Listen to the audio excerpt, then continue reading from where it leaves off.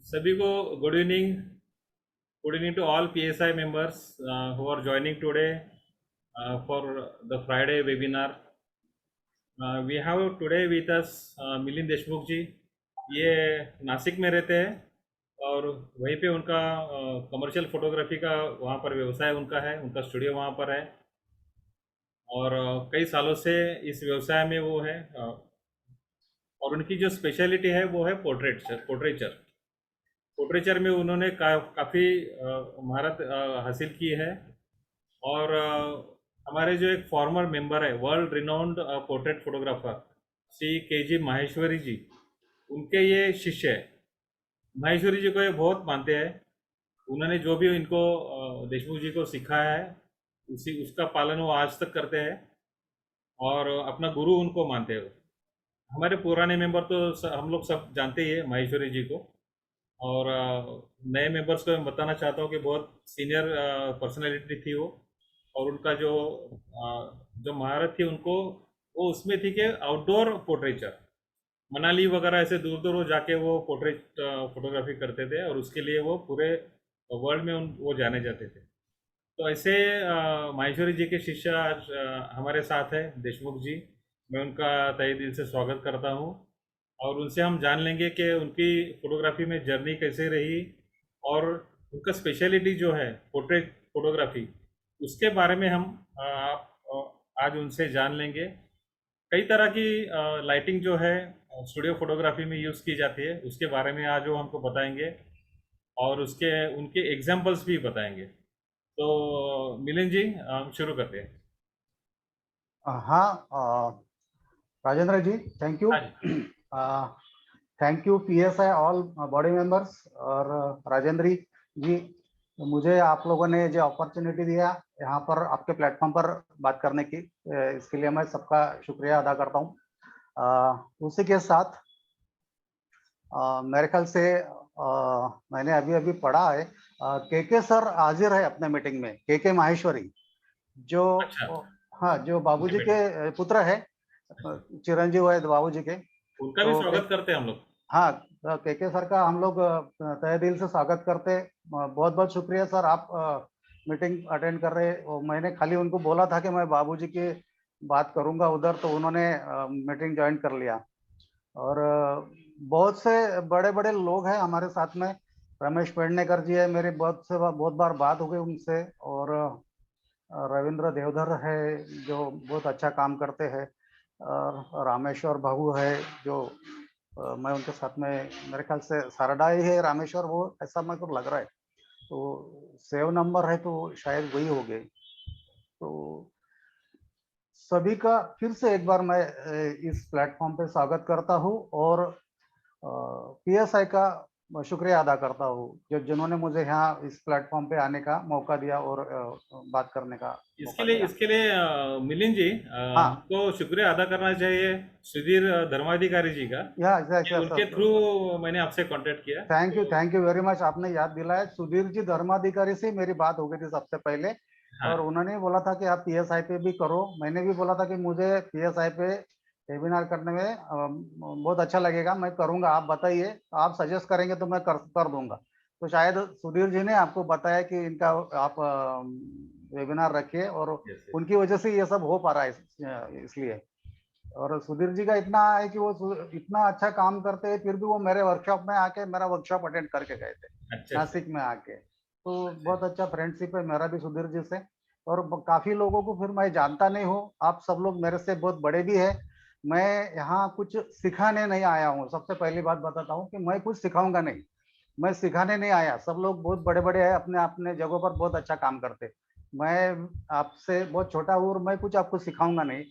बाबूजी ने जो कुछ मुझे दिया, बाबूजी ने जो कुछ मुझे सिखाया, जो उनसे मैंने लिया, वो मैं आपको शेयर करूंगा ज्यादा से ज्यादा। तो उनका नॉलेज मैं आपके साथ शेयर करूंगा एज ए मीडिएटर। बाबूजी का एक मीडिएटर समझ के आप मुझे एक्सेप्ट कर लीजिए, और उसी हिसाब से मैं करूंगा। तो सबसे पहले बोलूंगा कि बाबूजी का वर्कशॉप था, बाबूजी जो काम करते थे वो पूरा पूरा पूरा 100%, 1000% पूरा पूरा पिक्टोरियल करते थे। ओके, तो और बाबूजी का कोई बिजनेस नहीं था कि वो फोटोग्राफी का बिजनेस एज अ बिजनेस करे, या वो एक हॉबी थे और वो पिक्टोरियल का काम करते थे। तो बाबूजी पूरा पिक्टोरियल करते थे और बाबूजी पूरा पूरा डे लाइट का वर्कशॉप करते थे। तो उसी उनका जो वही जो वो फंडा था उनका लाइटिंग का, वो जो ट्रिक्स थे सब, वो मैंने स्टूडियो लाइटिंग में कन्वर्ट कर दिया। और स्टूडियो लाइटिंग में कन्वर्ट करके प्रोफेशनल यूज के लिए, मतलब कमर्शियल फोटोग्राफी के लिए, बिजनेस फोटोग्राफी के लिए उसका यूज कैसा होएगा। और फिर मेरा photography portrait as a pictorial लोग कितना पसंद करेंगे, या तो पिक्टोरियल ना बोलते हुए उसको हम ऐसा बोलेंगे कि एक आर्टिस्टिक टच उसको कैसा लाएंगे वो पोर्ट्रेट को। तो वो पोर्ट्रेट को आर्टिस्टिक टच आने की वजह से मेरा काम बहुत अच्छा चलने लगा, और मैं एक portrait photographer, as a portrait photographer लोगों को मालूम हो गया और जानने लग गए लोग। तो सबसे पहले तो मतलब पहले तो रेगुलर मैं जो वेडिंग फोटोग्राफर्स रहते हैं एज अ फोटोग्राफी बिजनेस करने वाले, वैसा ही फोटोग्राफर था। और मैं एक क्रिएटिव काम किया था खाली टेबल टॉप फोटोग्राफी का, और उसका एक एग्जीबिशन किया था। तो वो एग्जीबिशन अच्छा हुआ था, इसलिए थोड़ा लोग जानने लगे थे कि थोड़ा क्रिएटिव फोटोग्राफर है। लेकिन उसी दरमियान फिर बाबूजी का एक वर्कशॉप करने का, मतलब पहले तो हम बाबूजी का एक त्र्यंबकेश्वर में म्यूजियम है, और वहाँ उनका सब ब्लैक एंड व्हाइट का पोर्ट्रेट्स डिस्प्ले किया है। तो वो पोर्ट्रेट्स हम एक ग्रुप जाके देखे, और वो पोर्ट्रेट्स हमें बहुत बहुत अच्छे लगे। तो फिर हमने वहाँ वहाँ जो मैनेजर थे झा साहब, तो झा साहब से रिक्वेस्ट किया कि बाबूजी को बोलो कि हमें एक त्र्यंबकेश्वर में एक वर्कशॉप दीजिए, हम उनका वर्कशॉप करने में बहुत इंटरेस्टेड है। तो उन्होंने बाबूजी से बात किया, और बाबूजी ने तुरंत हाँ बोल के एक त्र्यंबकेश्वर में उन्हीं का जो म्यूजियम है वहाँ पर एक वर्कशॉप अरेंज किया। और वो पहला वर्कशॉप मैंने उनके साथ में किया। तो पहला वर्कशॉप किया तो मुझे वो इतना अच्छा लगा। तो जैसे जैसे बाबूजी वर्कशॉप अरेंज करते थे, वो तो ज्यादा करके त्र्यंबक में ही आके वर्कशॉप करते थे। वो लोगों को पीएसआई के बहुत से मेंबर्स त्र्यंबक में आकर रहते थे और वहाँ वर्कशॉप करते थे। तो ऐसे करते करते हमने 8 से 10 वर्कशॉप मैं बाबूजी के साथ में कर लिया। तो पहला किया, दूसरा किया, तीसरा किया। तो इतना वर्कशॉप किया तो बाबूजी का मैं एकदम ऐसा लाडला भी हो गया थोड़ा सा। तो बाबूजी मुझे एज अ मैं इसी बात करते करते मैं मेरा स्क्रीन भी थोड़ा शेयर कर लेता हूँ, तो हाँ जी, हाँ आपको जी, हाँ। यस। कुछ और मैं सबसे रिक्वेस्ट करूंगा कि किसी को बीच में कभी भी कहीं भी पूछना है तो पूछ सकते। मेरा कोई फ्लो डिस्टर्ब नहीं होएगा, मैंने कोई तैयारी करके नहीं बैठा हूँ कि मैं कुछ रीडिंग करके या कुछ मैंने बहुत सा क्या बोलते हैं उसको याद कर करके रखा है और वही मुझे बोलना है और एक सरी का बोलना है और मुझे डिस्टर्ब हो जाएगा, तो ऐसा कुछ नहीं है। मैं बिल्कुल ही तैयारी करके नहीं बैठा हूँ, और जो अभी खुले दिल से आएगा वो मैं सबके साथ में बात करूंगा। और मेंबर्स अपना जो कुछ क्वेश्चन है वो चैट बॉक्स में भी लिख सकते हैं। मेंबर्स ने क्वेश्चन चैट बॉक्स में लिखो, तो मेरे ख्याल से राजेंद्र जी उसे पढ़ के हाँ। मुझे सुनाएंगे, यस, यस। और मैं उस क्वेश्चन का आंसर देने का ट्राई करूंगा। मैं पहले बोला मैं वो सब खुद को एक्सपर्ट तो मैं अभी भी नहीं समझता, तो मैं ट्राई करूंगा वो उसका कोई हल निकालने का। ओके, तो साथ ही में मैं थोड़ा स्क्रीन के साथ में जाता हूँ और उसके साथ में बात करेंगे। मेरे ख्याल से ये जितना इंटरैक्टिव सेशन होएगा उतना ज्यादा अच्छा रहेगा। यस। तो ये मेरा स्क्रीन है। मैं मेरे जो भी वेबिनार होते हैं मैं व्यक्ति रेखा ये नाम से करता हूँ, और मेरे जो वर्कशॉप्स रहते हैं वो मैं प्ले ऑफ लाइट ये नाम से करता हूँ। तो व्यक्ति रेखा मतलब एक line of character, line of identity. एक आदमी की जो पहचान होती है, हर आदमी की एक अपनी अलग पहचान होती है, और वो पहचान पकड़ना एक पोर्ट्रेट फोटोग्राफर का काम होता है। वो प्रॉपर पहचान अगर आप पकड़ सके तो वो आदमी का बहुत अच्छा पोर्ट्रेट हम दे सकते हैं। इसी के साथ हम बाबूजी की याद से ये सेशन चालू कर रहे हैं, और बाबू उनकी याद से ही मतलब ये पूरा सेशन चलेगा मेरा। तो ये मेरा त्र्यंबकेश्वर के एक वर्कशॉप के दरमियान उनका एक खींचा हुआ एक फोटो है बाबूजी का। इनको याद करके, इनको स्मरण में लेके आगे चलते हैं। ये बाबूजी का बहुत अच्छा एक फोटोग्राफ मुझे मिला था। नेचुरली वहाँ बैठे थे और मैंने उनको क्लिक किया था वहाँ पर एक्चुअली। बाबूजी का वर्कशॉप जो है, बाबूजी का वर्कशॉप का सेटअप ये रहता था। ये बाबूजी के वर्कशॉप का सेटअप है। कोई लोगों ने देखा होगा तो अच्छी बात है, अगर नहीं देखा हो तो आज आपको ये देखने को मिलेगा कि बाबूजी का वर्कशॉप का सेटअप कैसा रहता था। पूरा डे लाइट का वर्कशॉप रहता था। और ये सारी चीजें बाबूजी ने खुद असेंबल किया था। वो टाइम पे बैकड्रॉप स्टैंड मार्केट में नहीं आया था। आज हमें बैकड्रॉप का स्टैंड मिल जाता है इजीली खरीदने को जाओ तो, लेकिन बाबूजी ने ये सारी चीजें बनाई थी अपने डिजाइन करके, अपने जो वर्कर थे या उनके साथीदार थे उनको बता के, फैब्रिकेटर को दे के फैब्रिकेशन करा के ये सब बनाया था। एक बैकग्राउंड स्टैंड था, वो भी फोल्डिंग था। ये जो डिफ्यूजर दिख रहा है, ये डिफ्यूजर ही पूरा पूरा मैन्युअली बनाया हुआ था, फैब्रिकेशन में पाइप से पाइप जोड़ के बनाया था। और चेयर भी, मेरे तो ख्याल से चेयर भी उन्होंने किसी से बना के लिया था, ऐसा एक चेयर था। तो हरदम वही चेयर उधर आता था। तो ये सारा सामान के सर ने मुझे भी सौंप दिया था बाबूजी के बाद में। तो लेकिन इतना सारा सामान हमारे छोटे घर में माता नहीं। फिर वापस मैंने के सर को, वापस म्यूजियम बन गया तो म्यूजियम में रखने के लिए वापस दे दिया। मैं के सर ये आप ही संभालो। तो वापस वो सारा सामान उधर हो गया। नहीं तो ये सारा सामान बाबूजी की याद में मेरे पास आ गया था एक्चुअली। तो ये था बाबूजी के वर्कशॉप का सेटअप। ये एक डिफ्यूजर था डायरेक्ट सनलाइट में। और बाबूजी के वर्कशॉप का टाइमिंग रहता था सुबह 7:30 बजे से 9 बजे तक, मतलब गोल्डन आवर्स में होता था। और शाम को 4 बजे से 6 बजे तक। उसी टाइम में लाइट हम कंट्रोल कर सकते थे और उसी टाइम में रेमरेंट लाइट या प्रोफाइल लाइट दे सकते थे। मैं बोला ना कि बहुत से वर्कशॉप मैंने 8 से 10 वर्कशॉप बाबूजी के किए, तो मैं बहुत से बार मॉडल बन के भी उनके पास बैठा हूँ। मुझे मॉडल भी बनाया था। तो मॉडल बनने से ये फायदा होता है कि हम जब सामने वाले का फोटो निकालने के लिए खड़े रहते हैं तो सामने वाले के दिमाग में क्या चल रहा है तो वो मुझे पता चल गया था कि एज अ मॉडल मैं बैठने के बाद मेरे मेरे कितना कॉन्शियसनेस था, मैं कितना कॉन्शियस था और मेरे दिमाग में क्या चल रहा था। ये बाद में मैं जिसको बैठा था तो मेरे को सामने पता चलता था कि यह आदमी कितना कॉन्शियस है और कॉन्शियस नहीं है। अगर किसी भी आदमी का कॉन्शियसनेस है कि नहीं ये पता करना है, तो इसके बारे में बाबूजी ने बताया था कि वो जितना अकड़ के बैठता है उतना वो कॉन्शियस रहता है।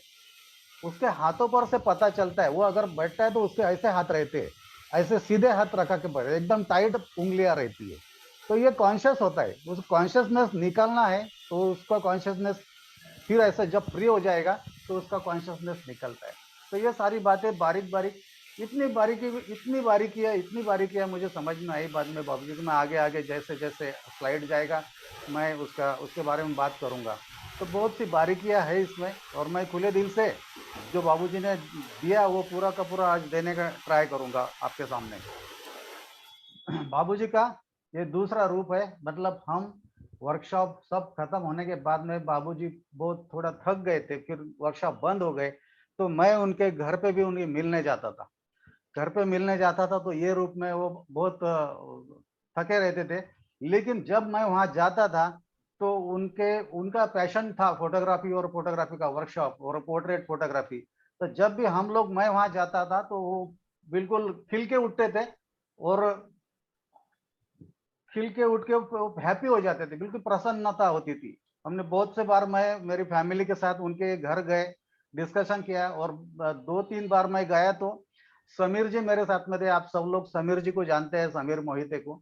तो समीर मोहिते भी मेरे साथ में थे। उनके यहाँ गया मैं 2-3 बार। तो इसी दरम्यान बहुत से फोटोज उनको हम दिखाते थे, पोर्ट्रेट्स दिखा देते थे। वो उसके बारे में उस एज में भी वो हमें गाइड करते थे, मुझे गाइड करते थे कि इसमें ऐसा नहीं, ये चाहिए, ये नहीं, वो चाहिए। तो मुझे इतना मिला है बाबूजी से कि मैं बता नहीं सकता कि मुझे कितना मिला है करके। ये सारी डिस्कशन चर्चाएं थी बस उनके साथ में। और उन्हीं की वजह से आज मैं एक पोर्ट्रेट फोटोग्राफर करके मेरा नाम हो गया। घर में ही वर्कशॉप सेट कर दे। जब बाहर वर्कशॉप बंद हो गए, हम वहां मिलने गए, तो बाबूजी ने बैकड्रॉप खड़ा कर दिया अपने आदमियों को बोल के, मेरे बेटे को बैठा दिया। और वो जो डे लाइट विंडो में से आ रहा था, विंडो में से आने वाले लाइट के ऊपर ही बाबूजी हमें टिप्स देने लग गए, ट्रिक्स देने लग गए कि ये नहीं ऐसा चाहिए, वो नहीं वैसा चाहिए। तो इतनी बारीकियां मुझे उनसे मिली है। तो वो इतना पास जाने के बाद मिली है एक्चुअली। हम लोग बोलते हैं ना, एक वर्कशॉप कर दिया फिर बाद में बोलते उसी मेंटोर का दूसरा वर्कशॉप करने के लिए बोलेंगे तो सब लोग को बोलते हैं कि अरे यार बोर हो जाएगा क्या, वही बताएंगे और क्या, दूसरा तो नहीं बताएंगे। आप सोचो कि 10 वर्कशॉप करना और उसके बाद में भी, वर्कशॉप खत्म होने के बाद में भी उनके घर में जाके उनसे और पढ़ते रहना। तो इसमें मुझे कितना नॉलेज मिला है। ये सारे उस वर्कशॉप घर में बाबूजी की, ये सारा ये पूरा बाबूजी के घर का माहौल है कि हम गए तो बाबूजी घर में वर्कशॉप अरेंज कर देते थे और हमें सिखाते थे। अब बस बाबूजी की याद है और बाबूजी का आशीर्वाद है, और उन्हीं के याद में है। ये बाबूजी का एक बहुत अच्छा मुझे बढ़िया प्रोफाइल पोर्ट्रेट मिला था, वो भी डेलाइट में नेचुरली मैंने लिया था। तो इतना सब बाबूजी को बोल के उनको मैं नमन करके और फिर आगे अपने पोर्ट्रेट के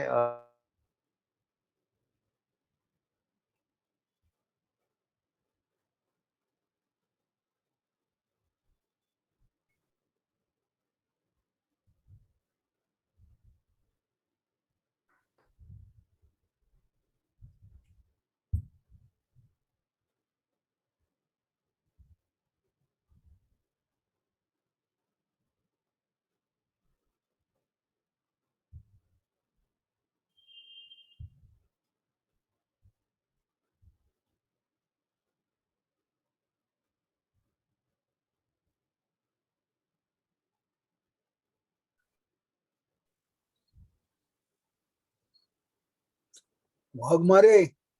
हा, त्यांचा नेटवर्कचा प्रॉब्लेम झाला दिसतोय. अच्छा अच्छा अच्छा, ओके.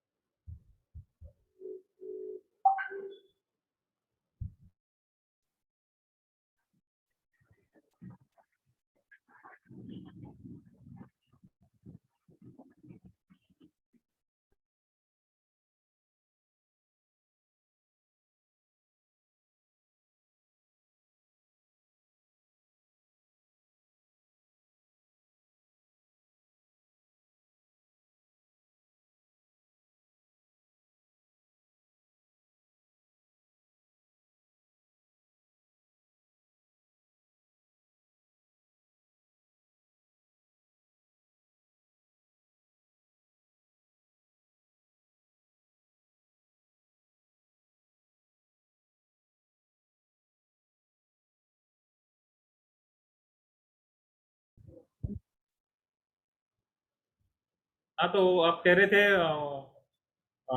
अपना काम अभी आप दिखाने वाले थे. Yes yes yes yes.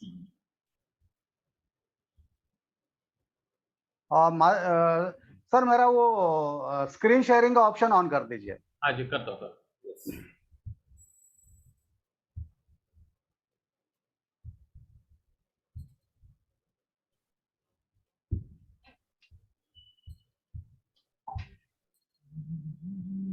Okay, thank you. One second. Sorry all members, थोड़ा सा इश्यू हो गया था, अभी भी डिसेबल नहीं हुआ sir, participant screen sharing not host disable किया है। करा करा होईल आता. Okay okay okay.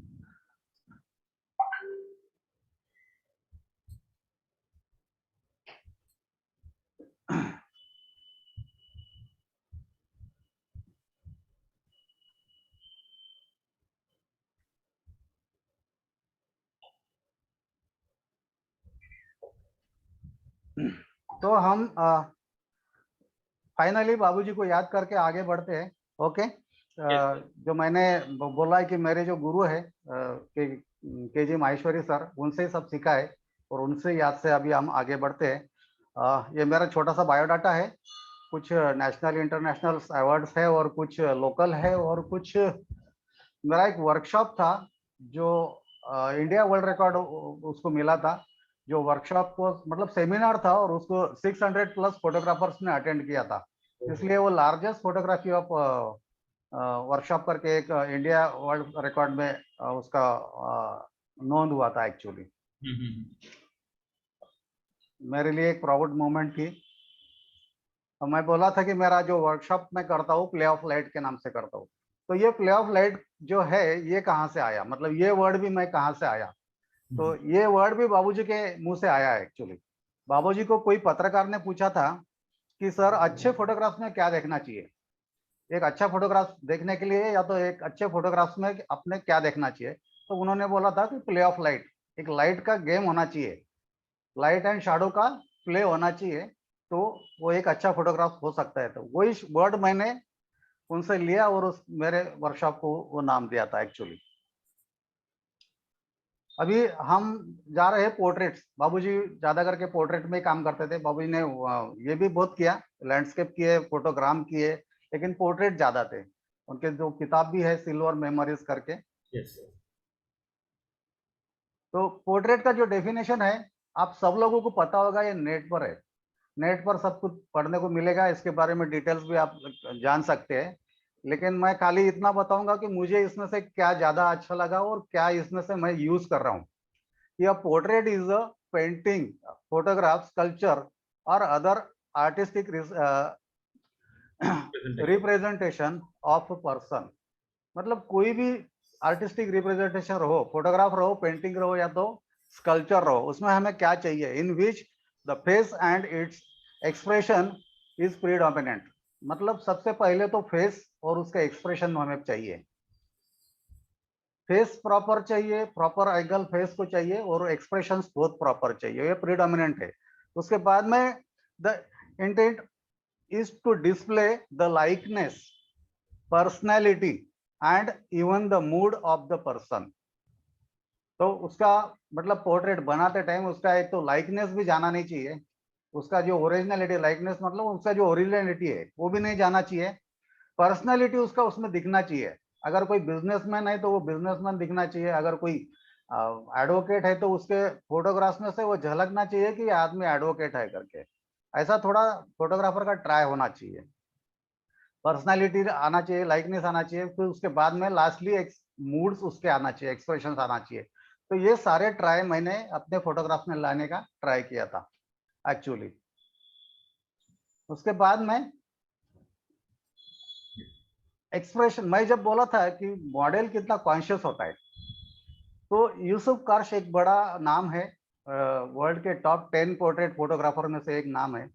और इन्होंने सभी नियर अबाउट सभी राष्ट्राध्यक्षों के पोर्ट्रेट बनाए, मतलब इंदिरा गांधी से लेके नेहरू जी से लेके चर्चिल तक जो बनाए, इन्होंने पोर्ट्रेट्स बनाए। तो इनका क्या कहना था, with in every man and woman a secret is hidden and as a photographer it is my task to reveal it if I can। हर आदमी और औरत में एक सीक्रेट दबा हुआ है, एज अ फोटोग्राफर वो हमें बाहर निकालना है, वो हमारा टास्क है फोटोग्राफर का। इसका मतलब कि हमने आया बैठाया और फोटो, बाबूजी जब भी बात करते थे तो पिक्चर बनाने की बात करते थे, फोटोग्राफ निकालने की बात नहीं करते थे। हम पिक्चर बनाएंगे, हम इनका पिक्चर बनाएंगे, हम इनका पिक्चर बनाएंगे, तो हम मतलब पेंटिंग लेवल तक चले जाते हैं। अगर हम फोटोग्राफ निकालते बोलेंगे तो एक क्लिक में हो जाता है, तो एक क्लिक करना बात है, वो अलग बात है, और फोटोग्राफिक पोर्ट्रेट बनाना एक अलग बात है। अभी यूसुफ कार्श का और एक किस्सा ऐसा है कि जिनका पोर्ट्रेट निकालना होता है, निकालना होता था, तो ये उनके यहाँ जाके एक महीना भर जाके रुकते थे, एक महीना भर जाके वो ऑब्जेक्ट मतलब पर्सनालिटी के यहाँ रहने का, वो कैसे चलते, कैसे हंसते, कैसे बात करते, या हंसते हुए अच्छे दिखते या बात करते हुए अच्छे दिखते, या थोड़ा एटीट्यूड में अच्छे दिखते, या तो इनका गुस्सेल चेहरा ज्यादा अच्छा है। ये सारी स्टडी करने के बाद एक महीने के बाद वो उनका पोर्ट्रेट निकालते थे। तो यूसुफ काश साहब एक महीना एक आदमी का पोर्ट्रेट बनाने में लगा देते थे। तो हम लोग एक घंटा 1.5 घंटा तो उस आदमी का ले सकते हैं अच्छा पोर्ट्रेट बनाने के लिए। तो ये एक स्टडी है उनका कि वो, ये बात इसलिए बता रहा हूँ कि हम जिसका पोर्ट्रेट निकालना है उसके साथ हम बहुत अच्छी तरह से 1 घंटे की बात करेंगे, बहुत अच्छा तरह उससे हंस के या चाय पी के या कॉफी पे उसके साथ बात करेंगे, तो उसके साथ में हम एक ट्यूनिंग कर लेंगे, उसके साथ एक ट्यून अप हो जाता है हमारा, और फिर हमें अच्छा एक एक्सप्रेशन मिलता है। पोर्ट्रेट के बारे में फिर मैंने भी थोड़ा कुछ सोचा था, और मैंने अपने विचार में मांडा था कि जब मैंने एक एग्जीबिशन किया था पोर्ट्रेट के लिए, तो मैं उसके बारे में सोचते सोचते ऐसा सोचने लगा कि every person does have his own line of identity, I try to expose it. वो लाइन ऑफ आइडेंटिटी मुझे एक्सपोज करते आना चाहिए। हर आदमी का एक अलग लाइन ऑफ आइडेंटिटी है, और वो हमें एक्सपोज करते आना चाहिए। Every person really a great art work of God, I try to catch it. हर आदमी एक भगवान ने बनाया एक अच्छी कलाकृति है, और उसको हम अच्छी तरीके से प्रेजेंट करें या उसको कैच करते आना चाहिए। ऐसा हम आईने में देख के, कोई भी आदमी आईने में देख के ऐसा नहीं बोलता कि मैं दिखने को अच्छा नहीं हूँ। हर आदमी अपने आप को बहुत स्मार्ट समझता है, अच्छा समझता है।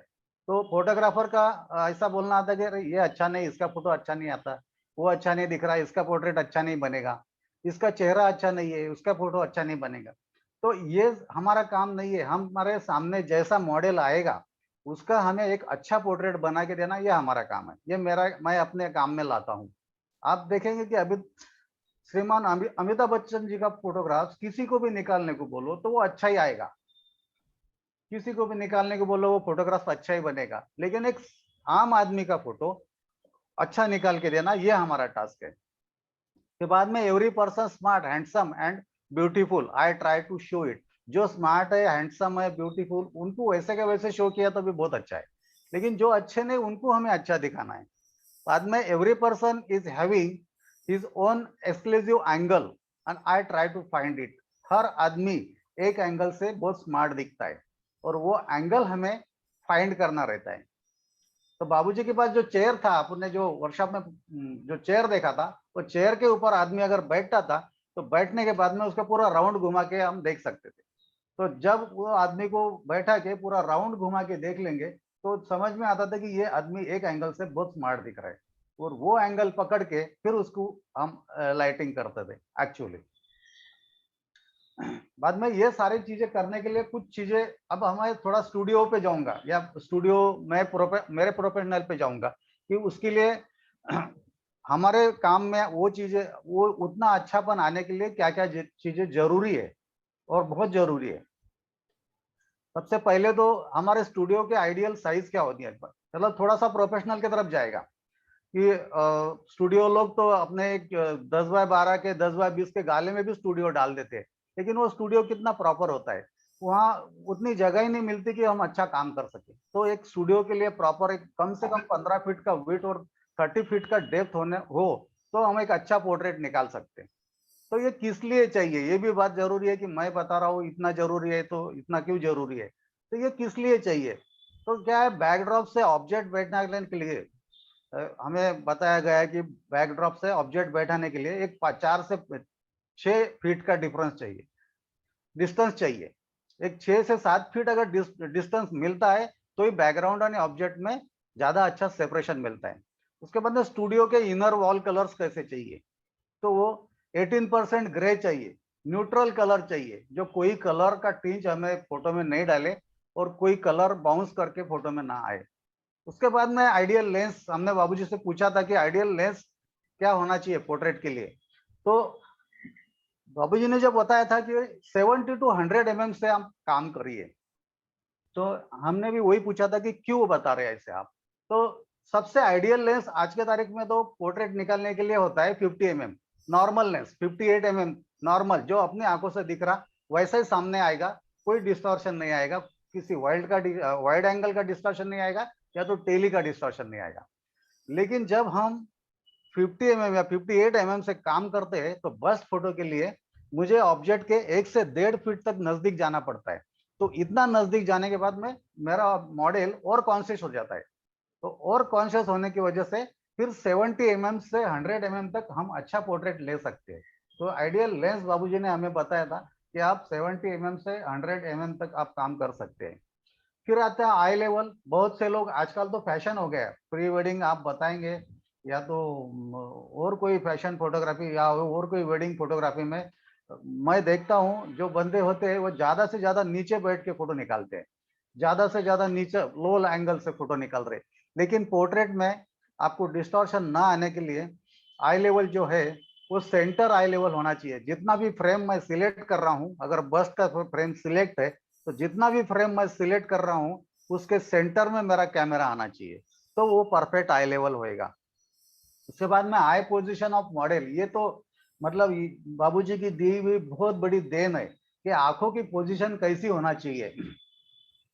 तो जो भी पोज हम दे रहे हैं मॉडल को, पोज देने के बाद में उसका जो विजन है वो नोज के लाइन में स्ट्रेट होना चाहिए, ना तो फिर आजकल तो सेल्फी में देख रहे ऐसा एकदम तिरछा निकल के ऐसा ऐसा एकदम ये ब्लैक पीपल इधर बाहर आ जाएंगे ऐसा लगता है। तो वो बाबूजी ने बिल्कुल गलत बताया, और वही नॉलेज मैं आपके साथ शेयर कर रहा हूँ कि ब्लैक प्यूपिल जो है, आंखों का पोजीशन ऐसा होना चाहिए। अगर मुझे ये साइड में पोज दिया है तो उसी के साइड में नोज के लाइन में मेरा स्ट्रेट विजन होना चाहिए, और अगर मैं दूसरे साइड में पोज दिया है तो नोज के लाइन में स्ट्रेट विजन रहा, तो क्या होएगा कि ब्लैक ब्लैक प्यूपिल के दोनों बाजू का व्हाइट प्यूपिल भी दिखना चाहिए, ना कि खाली एक तरफ का व्हाइट पीपल दिखे या तो ये एक तरफ का व्हाइट पीपल दिखे, दोनों बाजू का व्हाइट पीपल दिखना चाहिए। ये आई पोजीशन होना चाहिए मॉडल की। कैच लाइट प्रॉपर आना चाहिए। अभी कैच लाइट कितना माइनर बारीक टिप है, बहुत बारीक टिप है कि कैच लाइट जो हम देखते हैं आंखों में हमारे ब्लैक पीपल में आते हैं, उसकी जगह भी फिक्स है, वो कहीं पे भी आया हो नहीं चलता है। ये सारा मतलब बाबूजी ने बताया हुआ कि ये जो ब्लैक पीपल है, ये ब्लैक पीपल जो कैच लाइट है, ये कैच लाइट ये ब्लैक पीपल के अपर हाफ में ही आना चाहिए। अगर अपर हाफ में नहीं आता है, आपका लोअर हाफ में वो कैच लाइट आता है, तो वो आपका पिक्चर हॉरर बन जाता है। आप देखिए, लाइटिंग करके देखिए, हॉरर पिक्चर का लाइटिंग ऐसा नीचे से लेता है, और नीचे से लाइट दिया तो वो कैच लाइट नीचे के ब्लैक पीपल के नीचे के साइड में आएगा। तो हमारा जो कैच लाइट है वो अपर हाफ में ही कैच लाइट कहीं तो भी आना चाहिए। फिर डिस्टॉर्शन ऑफ ऑब्जेक्ट, फिर जो लेंस की बात हुई थी वही है। आजकल जो थोड़े से कुछ पॉइंट्स जो है वो प्रोफेशनल फोटोग्राफर के हिसाब से, कमर्शियल लोगों के हिसाब से डिस्टॉर्शन ऑफ ऑब्जेक्ट, बहुत से लोग क्या करते हैं कि वाइड एंगल से काम करते हैं, और वाइड एंगल से काम करते हैं उसमें भी नीचे बैठ के करते हैं या तो फिर खड़े रह के करते हैं। जिसका हाइट ज्यादा है वो जरा भी झुकता नहीं और फोटो निकालता है। तो उसकी वजह से क्या होता है, एक तो वाइड एंगल का यूज है, दूसरा आई लेवल प्रॉपर नहीं है, तो नीचे बैठ के निकालते हैं तो उसका हाइट बढ़ जाता है, अगर ऊपर से निकालते हैं तो उसका हाइट कम हो जाता है। तो ये डिस्टॉर्शन ऑब्जेक्ट में आ जाता है। उसके बाद में कॉम्पोजिशन है। कॉम्पोजिशन के बारे में भी मैं फोटो के साथ में भी बात करूंगा कि पोर्ट्रेट में भी कॉम्पोजिशन कैसे होना चाहिए। उसमें भी निगेटिव स्पेस है, पॉजिटिव स्पेस है, ब्रीदिंग स्पेस रखना है ऊपर, और कितना ऊपर रखना है, कितना सामने रखना है, कितना पीछे रखना है, तो फोटो के साथ में इसके बारे में बात करूंगा। तो यहाँ तक थोड़ा सा टेक्निकल थेरेटिकल दिया मैंने आपको। इसके आगे लाइटिंग के जो टाइप्स है वो टाइप्स हम देखेंगे, और फिर उसके बाद में मैं पिक्चर्स दिखाऊंगा कुछ। तो और एक टेक्निकल पॉइंट ये है कि कुछ पिक्चर हमारे हाई की होते हैं, कुछ मिड की होती है और कुछ लो की होती है। एक्चुअली ये सारा पेंटिंग वालों की तरफ से आया हुआ है, जो ड्राइंग के काम करते हैं या तो ड्राइंग कॉलेज में लोग रहते हैं, ये लोग को ज्यादा पता है इसके बारे में। फोटोग्राफर जो पिक्टोरियल करते हैं उनको पता है, लेकिन जनरल फोटोग्राफर को ये चीज पता ही नहीं है कि हाई की, मिड की और लो की क्या होता है। तो हाई की होता है पूरा ब्राइट लाइट। ये एक्चुअल पिक्चर भी आपको बताता हूँ कि ये भी शेयर करूंगा कि ये पिक्चर बाबूजी के वर्कशॉप का है और डे लाइट के वर्कशॉप का है। तो इसमें कैसा मैनेज किया है कि हाइकी में पिक्चर बनाना है।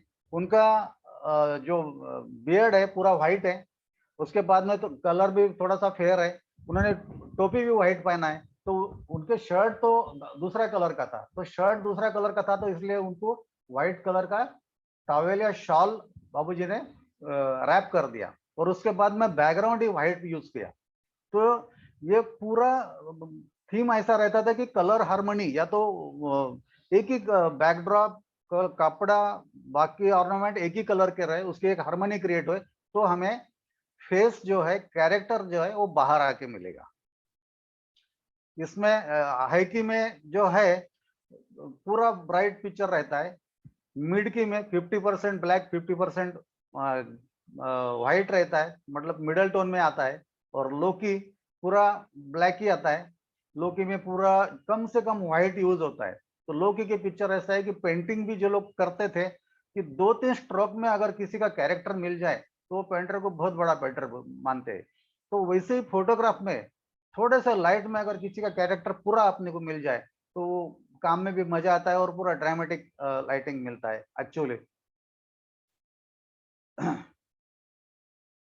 यहाँ तक है वे लाइट्स के कुछ टाइप्स है जो सारे लोगों को मालूम है। मैंने थोड़ा सा स्क्रीन को ऑफ कर दिया। मैं सारे लोगों को एक बार से बात करना चाहूंगा कि मैं जो जा रहा हूँ सही जा रहा हूँ, कुछ आपको ठीक लग रहा है। राजेंद्र जी से ही पूछूंगा कि किसी का कुछ बोलना है इसके बारे में तो, और कोई पार्टिसिपेंट या कोई अपने जो देख रहे हैं उनमें से भी कोई कुछ बात करना चाहे तो बात कर सकते हैं। बिल्कुल बिल्कुल सही जा रहे हैं मिलिंद जी, आप बिल्कुल सही जा रहे हैं। बहुत अच्छा स्ट्रक्चर किया आपने। ये जो वेबिनार है बहुत अच्छी तरह से स्ट्रक्चर्ड है, तो बहुत बढ़िया जा रहा है।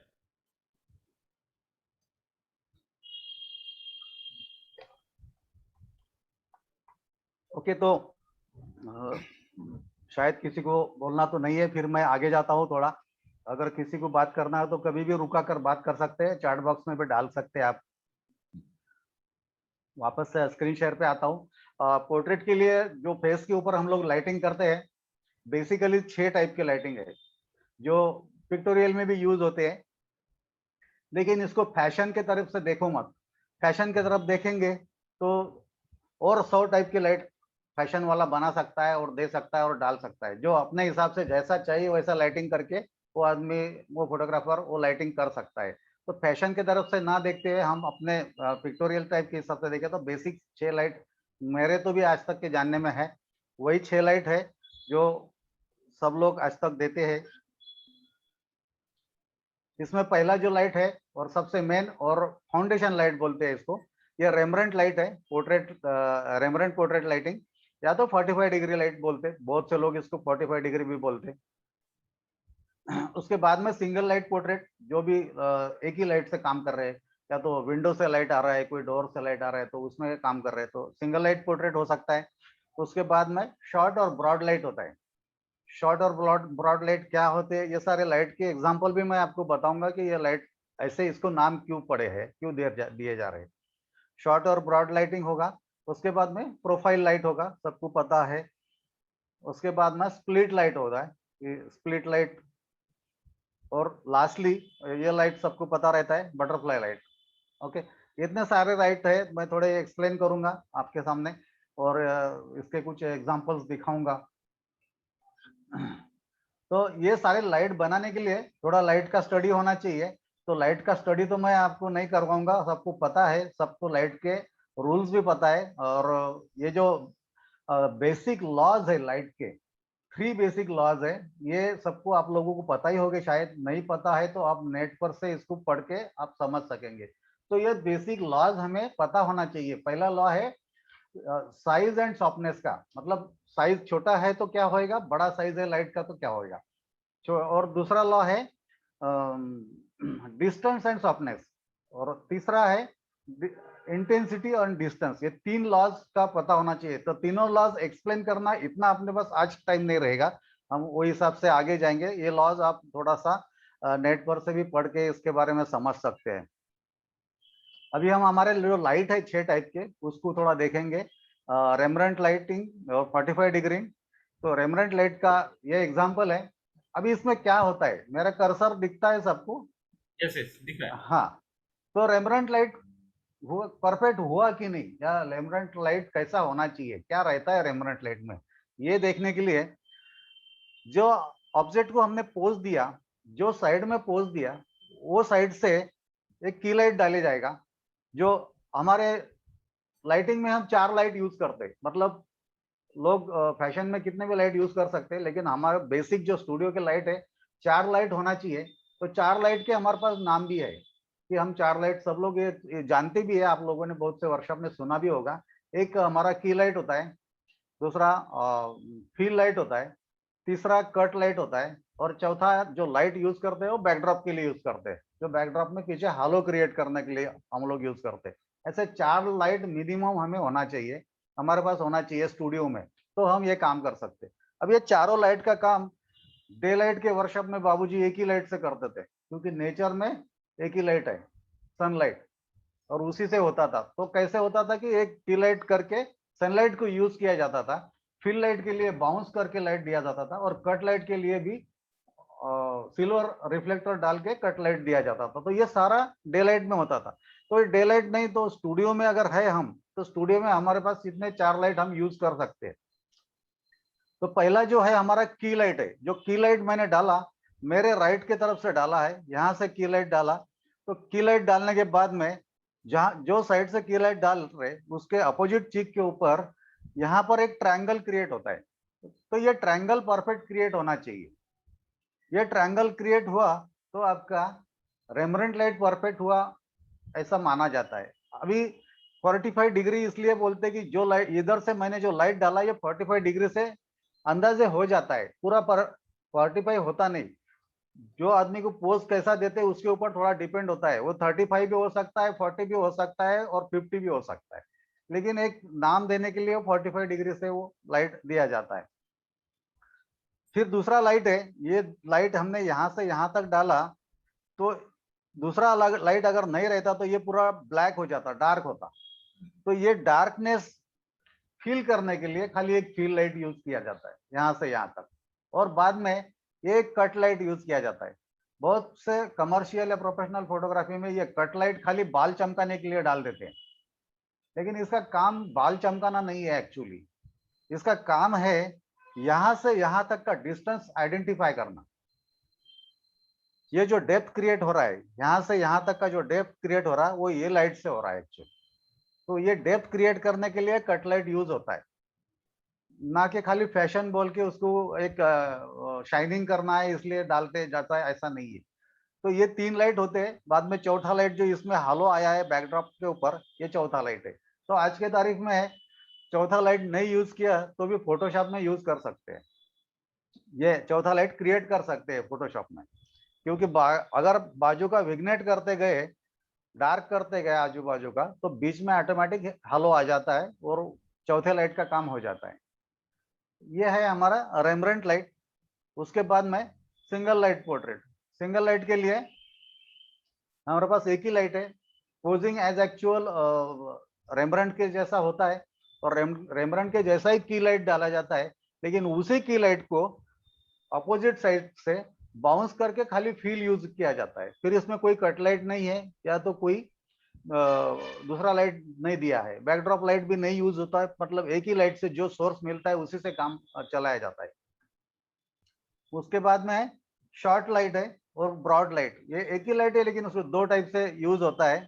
शॉर्ट लाइट में क्या होता है, जो रेमरेंट लाइट के लिए पोज देते हैं उससे ज्यादा साइड पोज दी जाती है, थोड़ी ज्यादा साइड पोज दिया तो, और जो रेमरेंट लाइट के लिए जो की लाइट डाला है, या अभी ये साइड से पोज दिया तो इधर से की लाइट डाला है, तो की लाइट थोड़ा सा और उस साइड से मतलब 50 तक जाएगा, 45 से जाके 50 या 55 तक जाएगा, थोड़ा उस साइड से देंगे तो ये जो की लाइट का जहां तक आया है फेस पर कम से कम जगह तक आए, और ज्यादा से ज्यादा फेस शैडो में रखा जाए। मतलब क्या है कि ब्रॉड फेस एक्सपोज नहीं करेंगे, शॉर्ट फेस एक्सपोज करेंगे, कम फेस एक्सपोज करेंगे, कम फेस हाईलाइट करेंगे। तो इसका फायदा ये होता है कि एक आधा हेल्दी बल्कि जो आदमी है उसका ब्रॉड फेस है, तो उसका ब्रॉड फेस का क्या होता है, ऐसा कम से कम जगह कम से कम हाईलाइट होने से ये वर्टिकल दिखता है और ये स्लिम दिखता है थोड़ा, मतलब मैक्सिमम फेस शैडो में हाइड किया है। पोर्ट्रेट फोटोग्राफी में क्या है कि जो अच्छी चीजें है वो दिखाओ और जो बुरी चीजें है उसे दबाओ। अभी काय में दबाओ, कुछ हाइड करो, जो अच्छा है उसे एक्सपोज करो, जो बुरा है उसे हाइड करो। हाइड कैसे करो, तो शैडो में हाइड करो, लाइट से एक्सपोज करो और शैडो में हाइड करो। तो इसका बल्कनेस हाइड करना था, हेवी फेस हाइड करना था, इसलिए यहां से यहां तक शैडो में रखा गया। उसी का अपोजिट सेम लाइटिंग करे, खाली पोज उल्टा साइड दे दे, या तो सेम पोज रखो, लाइटिंग उल्टे साइड से कर दो, तो ब्रॉड लाइट हो जाएगा। ब्रॉड लाइट ऐसा होएगा जहां पर ये कान से लेके तो यहां तक की लाइट आ गया, तो मैक्सिमम फेस एक्सपोज हो गया। पहले पिक्चर में बल्कि फेस था, फिर भी शॉर्ट और क्यूट दिख रहा था, स्लिम दिख रहा था। इस पिक्चर में क्यूट सा बच्चा है, फिर भी उसका फेस ब्रॉड दिख रहा है। क्यों दिख रहा है कि ज्यादा से ज्यादा फेस पे हमने लाइटिंग डाल दिया, की लाइट डाल दिया और ज्यादा फेस एक्सपोज का। अभी शैडो कितना है, तो खाली इतना शैडो है, इतना ही शैडो रहा। तो ये ब्रॉड लाइट की वजह से फेस ब्रॉड हो जाता है। तो ये खाली थोड़ा सा जिसको जो ब्रॉड है उसको स्लिम दिखाने के लिए, और जो स्लिम है उसको ब्रॉड दिखाने के लिए ये लाइटिंग काम में आ सकती है। उसके बाद में प्रोफाइल लाइट जो 90 डिग्री में पोज दिया जाता है पूरा, और लाइटिंग भी पूरा 90 डिग्री से किया जाता है सामने से, तो उसे प्रोफाइल लाइट बोलते हैं। और ज्यादा से ज्यादा ये लाइट भी एक ही लाइट से करते हैं। इसमें आप फील लाइट दो तो दो, ना दो तो भी चलता है। और प्रोफाइल लाइट को हम इतना आर्टिस्टिक, इतना ड्रामेटिक कर सकते हैं, वो माइनस डिग्री में हमारा की लाइट लेके जाएंगे, मतलब 90 डिग्री से भी उस साइड जैसा जैसा की लाइट लेके जाएंगे तो हमें अगेंस्ट लाइट के तरफ चले जाएंगे, और अगेंस्ट लाइट जाने के बाद में फेस का खाली प्रोफाइल लाइन मिलेगा, आइडेंटिटी लाइन मिलेगा खाली। फिर आएगा स्प्लिट लाइट।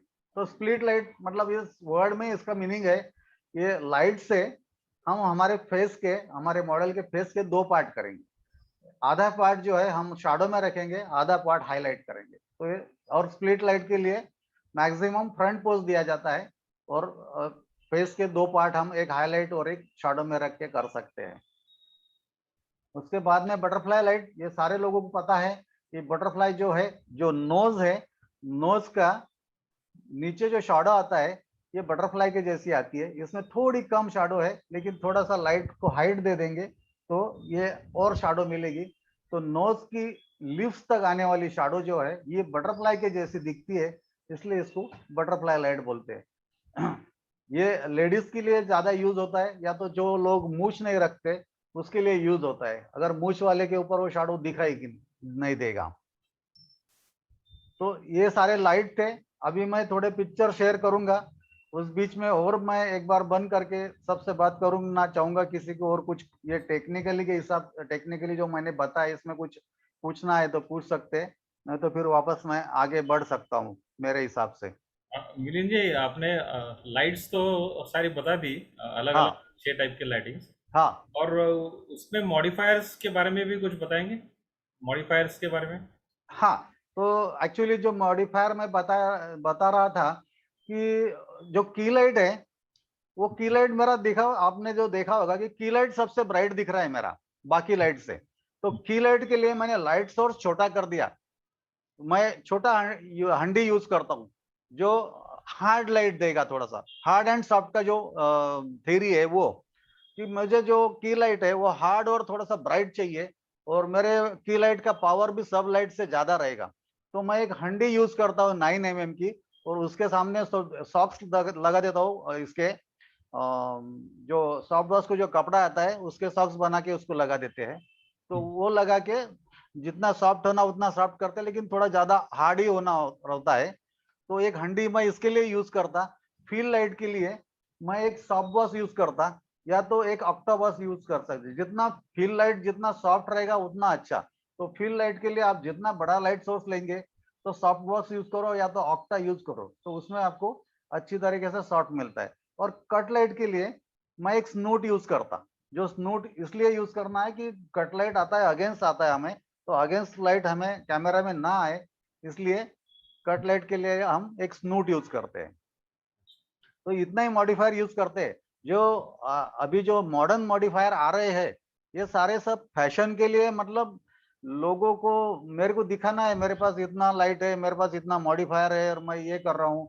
मैं उसका, मुझे नहीं लगता कि मेरे फोटोग्राफी में उसकी कोई जरूरत है आज के तारीख में। मैंने जो पोर्ट्रेट बनाए उसके लिए उसकी कोई जरूरत है ऐसा मुझे आज भी नहीं लगता है कि मैंने एक आधा ब्यूटी डिश लेना चाहिए, या मैंने एक आधा और कुछ लाना चाहिए, तो उससे मुझे और कुछ ज्यादा फायदा मिल रहा है ऐसा मुझे नहीं लगेगा। जो मैं अपने लाइट से काम कर रहा हूँ तो उसमें मेरा तो काम हो ही रहा है एक्चुअली। और आप कटर्स भी यूज करते रहेंगे तो कटर्स कटर्स। इसलिए यूज करते हैं, अगर कहीं आपके पास में अगेंस्ट लाइट आ रहा है और वो लाइट आपके लेंस में एंटर हो रहा है, तो वो एंटर बचाने के लिए आप कटर का यूज कर सकते हैं। ब्लैक अगर लाइट एंटर हो रहा है लेंस में तो कटर का यूज करना पड़ेगा आपको। ठीक ठीक है है, सर? ठीक है, और ठीक। कुछ? और नहीं, किसी और को कुछ कुछ? क्वेश्चन नहीं है। ओके जी, चलो फिर जाते हैं स्लाइड शो पर। मैं फिर अभी थोड़ा सा टेक्निकल मेरा खत्म हो गया। अब मैं खाली मेरे पिक्चर्स दिखाऊंगा और पिक्चर यस, के बारे में थोड़ा सा बात करते जाऊंगा आगे। ओके। और फिर राइट, उसके राइट। बीच, इसके बीच में भी आपको कुछ पूछना है, किसी को पूछना है तो पूछ सकते हैं। आज चैट बॉक्स में कुछ हो तो आप उसके बारे में भी बात कर सकते हैं। ओके। हमारे पास चैट बॉक्स में कुछ आया है तो देखते हैं एंड फिलहाल तो कुछ नहीं है। ओके सर, ठीक है, थैंक यू। तो छोटे बच्चों से शुरू करते पोर्ट्रेट फोटोग्राफी, जो मैं कमर्शियल करता हूँ। और कमर्शियल मतलब business, as a business photography करता हूँ, तो लोगों के लिए काम करता हूँ। तो मेरे पास हर टाइप का कस्टमर आता है। देखो, पोर्ट्रेट फोटोग्राफी ये आदमी के जन्म से पहले से लगती है और आदमी के जाने के बाद भी लगती है। आजकल आप देख रहे हैं कि मैटरनिटी शूट हो रहे हैं, मतलब वो जन्म के पहले वो बच्चे का फोटो निकल रहा है ना? वो पेट में रहता है तो उसी टाइम से उसका फोटोग्राफी चालू हो गया है। यस, तो जन्म से पहले से काम चालू हो गया है, तो फिर जाने के बाद में भी वॉल पे लगाने के लिए फोटो होना ही रहता है। तो ऐसा ये पोर्ट्रेट फोटोग्राफी है, एवरग्रीन। जब भी फोटोग्राफर को काम मिलता है इसके बारे में, यस, यस। तो छोटे बच्चों से स्टार्ट करते हैं। तो छोटे बच्चों के, देखो बच्चे तो बैठते नहीं है, उनको एक जगह बैठा के उनको लाइटिंग करेंगे ऐसा तो होता नहीं जल्दी, क्योंकि चिलबिले रहते हैं, इधर घूमेंगे उधर घूमेंगे, तो लाइटिंग परफेक्ट रहता नहीं। तो छोटे बच्चों के जो फोटोग्राफ रहते हैं पूरे पूरे पूरे एक्सप्रेशन पे जाते हैं। जितने एक्सप्रेशन अच्छे मिलेंगे तो उतने फोटो आपको अच्छे मिलेंगे। मिलिंद जी, मैं देख रहा हूँ इसके तो बाल भी ठीक से बनाए नहीं है।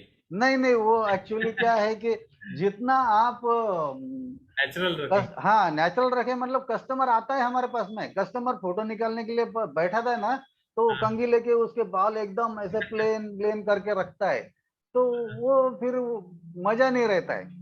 तो ये जितना नेचुरल रहेगा उतना अच्छा लगेगा एक्चुअली। यस। तो ये कुछ फोटो है, ये खाली एक्सप्रेशन अच्छे मिल रहे हैं। ये प्रोफाइल में पिक्चर मिल गया, ये हमें ब्रॉड लाइट में पिक्चर मिल गया। तो एक बार लाइटिंग का नॉलेज आ गया तो लाइटिंग अपने आप कुछ ना कुछ मिल जाता है हमें। ये देखो, खाली एक्सप्रेशन, खाली स्माइल मिल गया अच्छा तो फोटो अच्छा मिल जाता है। बट इसमें भी वही हो गया कि खाली एक्सप्रेशन मिल रहा है। एक्सप्रेशन कैच करना बच्चों के फोटो में यही एक बड़ा काम रहता है। थोड़े से जब बड़े रहेंगे तो बैठेंगे, आपने जैसा बोला वैसा पोज देंगे तो हम उनको प्रॉपर लाइटिंग करेंगे, वहां से लाइटिंग चालू हो जाएगा। अभी देखो, ये भी पूरा पिक्चर एक्सप्रेशन पे है। यस। और अभी मतलब मैटरनिटी के बाद में बॉर्न बेबी चालू हो गया। मैटरनिटी शूट होता था, उसके बाद में बॉर्न बेबी शूट आ गए, उसके लिए बहुत से प्रॉपर्टीज आ गए, उसके बहुत से अलग से वर्कशॉप होने चालू हो गए। अभी देखो, थोड़ी बड़ी लड़की है तो इसको प्रॉपर मैं बैठा सका हूँ, प्रॉपर बैठा है, प्रॉपर उसको रेमरेंट लाइट दिया है, रेमरेंट लाइट दिया है प्रॉपर। आपको जो मैंने एक्सप्लेन किया था वो टाइम पे, तो ये जो ट्रायंगल है, ये अपोजिट, जिधर से की लाइट दिया है उसके अपोजिट चीक के ऊपर ट्रायंगल मिला है। ट्रायंगल मिलने के बाद में कैच लाइट देखो, ये ब्लैक पीपल में अपर हाफ में है, इसके अपर हाफ में रखा है। तो क्या होता है कि बहुत से बार लोग पूछते हैं कि लाइटिंग तो किया है, 45 डिग्री से करना है, ये ट्रायंगल आए तक लाइटिंग किया है, लेकिन वो लाइट का हाइट कितना होना चाहिए, मैं लाइट कितने ऊपर से दूं या तो कितने नीचे से दूं। तो मैं मेरे वर्कशॉप में कभी भी कोई भी लाइटिंग के लिए डिजिट में कोई चीज बताता नहीं कि ये 10 फीट होना चाहिए, ये 15 फीट होना चाहिए, ऐसा होता ही नहीं एक्चुअली। तो वो जो हाइट है, की लाइट का हाइट है, वो हाइट इतना आना चाहिए कि ये कैच लाइट यहाँ ऊपर आना चाहिए। ये ज्यादा अगर मेरा की लाइट अगर ज्यादा ऊपर चला जाए तो ये कैच लाइट जो है ये ऊपर चला जाएगा, गायब हो जाएगा, तो यस। कैच लाइट लॉस हो जाएगा। कैच लाइट लॉस हो गया तो भी हमारा पिक्चर अच्छा नहीं दिखेगा। और ज्यादा नीचे से अगर लाइट में दूंगा तो ये कैच लाइट नीचे आते जाएगा, और मैं बताया कि जैसा नीचे आएगा वैसा पिक्चर आपका हरर बनते जाएगा। तो ये रेमरेंट लाइट का एग्जांपल है, बहुत मिलिंद जी, अच्छा। मिलिंद जी, एक सेकंड, इसको आपने जो सेपिया टोन दिया है, हाँ, तो उसकी वजह बताएंगे? नहीं उसका वजह कुछ नहीं है मेरे पास में, सॉरी एक सेकंड, वजह कुछ नहीं है। मुझे ज्यादा इसके लिए एक कोट मैंने पढ़ा था, एक बहुत बड़े फोटोग्राफर का कोट है, आपने पूछा इसलिए वो कोट भी मुझे याद आ गया एक्चुअली, और वो भी मैं शेयर करने, नाम याद नहीं, बाहर का फोटोग्राफर कोई, तभी उन्होंने बताया था when you photograph colour photograph, you photograph clothes, when you photograph colour photograph, you photograph clothes. When you photograph black and white, you photograph soul. Oh, good. Very तो nice. तो वो कोट मुझे बहुत अच्छा लगा था। तो अभी आपको लग रहा है अगर इसके कपड़े और कलर ओपन रहते तो हाँ, इसका एक एग्जांपल मेरे पास और है। मैं आपको आगे दिखाऊंगा कि पूरे ऑर्नामेंट और पूरे कलरफुल कपड़े पहनने के बाद वो लेडी कैसी दिख रही है और पूरे ऑर्नामेंट निकाल के उसको खाली ब्लैक एंड व्हाइट में कैसे दिख रही है। okay. तो इसमें क्या हो रहा है कि ये पिक्चर में इसका कैरेक्टर मिल रहा है, इसका एक्सप्रेशन मिल रहा है, इसका मूड मिल रहा है। अगर कलर होता तो एक आधा इसका जो ओढ़नी है ये रेड कलर का होता तो हमारा अट्रैक्शन वो रेड कलर के ऊपर चला जाता, ना कि उसके कैरेक्टर पे जाता। बराबर, परफेक्ट. तो ये कुछ बच्चों के फोटोग्राफ्स है, अच्छे पोजिंग है। कभी 2 बच्चे आते, कभी 3 बच्चे आते हमारे पास में। अभी एक पिक्चर है थोड़ा बड़े लड़की का है, इसमें मैंने एक कलर हार्मनी मैनेज किया है कि कपड़े डार्क है, कपड़े कलरफुल डार्क है, तो मैंने बैकड्रॉप भी डार्क यूज किया और बैकड्रॉप डार्क साइडेड लेके गया।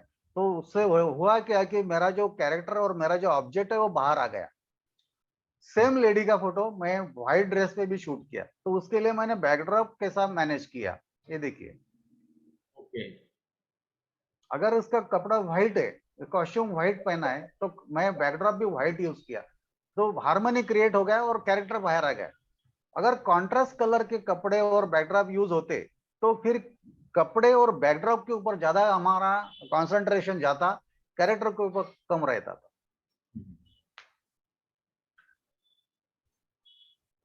कुछ प्रोफाइल लाइट है और स्टैंडिंग में भी प्रोफाइल लाइट दिया है। ये थोड़ा सा लेडी को सिटिंग पोज दिया है। आपने जॉन फर्नांडिस पेंटिंग आर्टिस्ट सुना होगा नाम, बहुत बड़ा नाम था। तो वो लेडीज को इस टाइप के सिटिंग्स और लाइटिंग करके वो पेंटिंग करते थे एक्चुअली। तो उनके स्टाइल में मैं जाने का, थोड़ा सा फोटोग्राफी के जरिए जाने का ट्राई किया था। इसमें भी एक्सप्रेशन, बॉडी लैंग्वेज, हाथों की पोजीशन, तो मतलब ये भी बहुत से बाबूजी के टिप्स थे, बहुत बारीक बारीक टिप्स थे। देखो मैं अगर यहाँ ऐसा बैठा हूँ आपके सामने, आप देख रहे हैं मुझे बराबर, सब लोग देख रहे हैं, तो आपको क्या लग रहा है कि मेरा हाथ मेरे मुंह से बड़ा हो गया ना? Yes. ये हाथ मेरा मुंह से बड़ा हो गया। जो कैमरे को पहले चीज आती है वो बड़ी दिखती है। तो हाथों को भी पोजीशन ऐसी देना रहता है कि वो मुंह से आगे ना निकल आए। हम्म. मतलब जो सामने आएगा बड़ा दिखेगा। मेरा हाथ देखो तो बहुत बड़ा हो गया। Yes, yes. तो वो डिस्टेंस भी वो मान, मतलब जो बॉडी के पार्ट्स है बाकी के, तो वो भी ऐसे मैनेज होना चाहिए कि वो फेस के लाइन में वो आना चाहिए, तो उसका डिस्टॉर्शन नहीं रहेगा।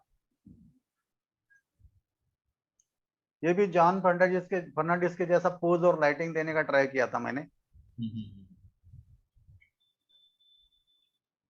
ये थोड़ा सा ओल्ड लेडी के जैसा लुक देकर ये मैंने ब्रॉड लाइट किया है। आप देख रहे हैं यहाँ से यहाँ तक लाइट, फेस एक्सपोज हो गया है, हाईलाइट आ गया है और शैडो खाली इतना है, तो फेस ब्रॉड लग रहा है। अगर पहले वाले पिक्चर में आप देखेंगे तो ये रेमरेंट लाइट के जैसा लाइट किया था। सेम लेडी है तो इसमें फेस उसका ब्रॉड लग रहा है। ये प्रोफाइल लाइट पिक्चर है और आप यकीन नहीं करेंगे कि ये आपको लग रहा होगा कि ये स्टूडियो लाइट पे फोटो है, लेकिन ये फोटो भी बाबूजी के वर्कशॉप का डे लाइट का फोटो है। Okay. डे लाइट में प्रोफाइल लाइट कितना मैनेज किया है। तो प्रोफाइल लाइट का और एक एग्जांपल, पूरा ब्लैक एंड व्हाइट किया है, खाली कैरेक्टर पे ऊपर लाइट किया है। अभी कुछ लोगों को स्पेक्ट के ऊपर फोटो निकालने में तकलीफ होती है। जो लोग स्पेक्ट पहनते हैं वो रिफ्लेक्ट होते हैं, ग्लॉस शाइनी होते हैं, तो स्पेक्ट के लिए प्रॉब्लम आता है। तो स्पेक्ट को थोड़ा नीचे करके और स्पेक्ट के ऊपर से देख के आप फोटो निकालते हैं, तो ये स्टाइल भी बहुत अच्छी है। थोड़ा राजेश खन्ना स्टाइल भी बोलते हैं कुछ लोग इसको। तो ये स्टाइल में भी हम स्पेक्ट को मैनेज कर सकते हैं। और स्पेक्ट थोड़े से क्रॉस नीचे आ जाते हैं तो फिर रिफ्लेक्शन कट हो जाता है एक्चुअली। अभी ये फोटो देखिए, इसमें पूरा ऑर्नामेंट, मेकअप, कलरफुल साड़ी है, सब चीजें है। तो हम कितना बिजी हो गए पिक्चर देखने में, क्या देखे इसमें से कि हम क्या क्या देखना चाहिए। तो हम एक तो बिंदी भी देख रहे हैं सर के ऊपर की, लिपस्टिक भी देख रहे हैं, फिर साड़ी भी देख रहे हैं, फिर गहने भी देख रहे हैं और फिर चेहरा भी देख रहे हैं। तो इतना सब देख रहे हैं। तो ये सब जाने के बाद में विदाउट मेकअप सेम लेडी कैसी लगती है। तो आज आज ये पिक्चर में हम खाली उनके आंखों की तरफ देखते हैं। अगर ब्लैक एंड व्हाइट पिक्चर के हम देखा जाए तो हम खाली उनके आंखों की तरफ, उनके कैरेक्टर पे हमारा कंसंट्रेशन चले जाता है।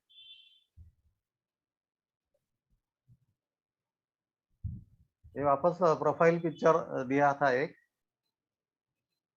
ये भी प्रोफाइल है। मतलब ये थोड़ा सा बाबूजी का स्टाइल है।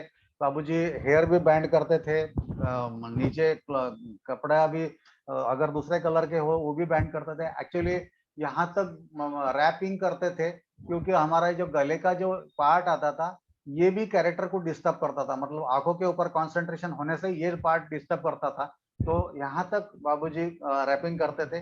तो बाबूजी के पास कुछ कुछ तो स्वेटर्स के जैसे यहाँ तक ऐसे बुने हुए थे। तो वो स्वेटर पूरे नहीं थे, एक्चुअली बताएंगे आपको। तो आपको वो स्वेटर्स इतने ही बुने थे, खाली यहाँ अंदर इतने रहते थे। वो शर्ट के ऊपर पहना, शर्ट के नीचे पहना देते थे। तो वो खाली ऐसा अंदर से इतना हाई नेक स्वेटर पहना हुआ लगता था, लेकिन वो पूरा नीचे नहीं रहता था, इतना इतना ही टुकड़ा गुना हुआ रहता था। तो ये सब इनोवेशंस बाबूजी ने खुद ने बनाए हुए, उन्होंने खुद ने किए हुए थे एक्चुअली। एक थोड़ा सा ड्रामेटिक लाइटिंग है, प्रोफाइल ही लाइटिंग है, लेकिन थोड़ा ड्रामेटिक मूड कैप्चर करने का ट्राई किया इसमें। तो इसमें मैं जो बोला था कि कैरेक्टर आना चाहिए पिक्चर में, जो कैरेक्टर है वो, अब ये गुरुजी है, पंडित जी पूजा करने वाले, तो ये उनका गुरुजी का कैरेक्टर लाने के लिए उनकी सारी चीजें यहाँ पर ला के रखना समझा एक्चुअली। इसमें भी थोड़ा सा लाइटिंग है और थोड़ा स्पिरिचुअलिटी था इस पर्सन में। तो वो लाइटिंग थोड़ा हाथों के ऊपर अलग से लाइट डाल के उसमें स्पिरिचुअलिटी लाने का ट्राई किया था। और ये वाला पिक्चर है, ये पूरा पूरा बाबूजी का कॉपी है। बाबूजी इसी स्टाइल में बहुत से काम किया था बाबूजी ने, तो ये पूरा उनके जैसा करने का ट्राई किया था एक्चुअली। एक्चुअली ये कैरेक्टर अगर कोई पहचानता है तो ये कवि ग्रेस है, नागपुर के, बहुत बड़ा कैरेक्टर था और अभी नहीं है। तो ग्रेस सर का भी मैंने शूट किया था। तो इसमें भी बाबूजी ने हमें और बातें यही बताई थी कि अगर स्पेक्ट वगैरह आपको ज्यादा तकलीफ देते हैं, ज्यादा रिफ्लेक्शन है, तो वो स्पेक्ट निकाल के उनके सामने टेबल के ऊपर रख दो। तो क्या रहेगा कि ये स्पेक्ट पहनने वाला आदमी है, ऐसा समझ में आता है। तो ऐसे जो कैरेक्टर थे, कुछ चीजें हम उनके कैरेक्टर में से निकाल के सामने रख दे तो भी वो समझता है कि उसमें आते। कुछ कुछ पोर्ट्रेट में देखो कि साइड में बैकड्रॉप में एखादा वो हैंगर लगा के उसमें लेजर कोट और कैप हैंग कर देंगे बैकड्रॉप में और बैठेगा, तो समझ में आएगा कि ये ब्लेजर और कैप पहनने वाला आदमी है करके। तो ऐसी चीजें हम कैरेक्टर, वो कैरेक्टर की उसी के रख के निकाल सकते हैं एक्चुअली। सेम उसी में भी उनका स्पेक्ट निकाल के सामने रखा है, तो समझ में आता है कि स्पेक्ट पहनने वाला आदमी है करके। ये कुछ रेमरेंट लाइट के एग्जांपल्स है मेरे पास, दो तीन। दोनों भी कपल है, मिस्टर मिसेस, दोनों को पोजिंग दिया और दोनों को भी एक किया है।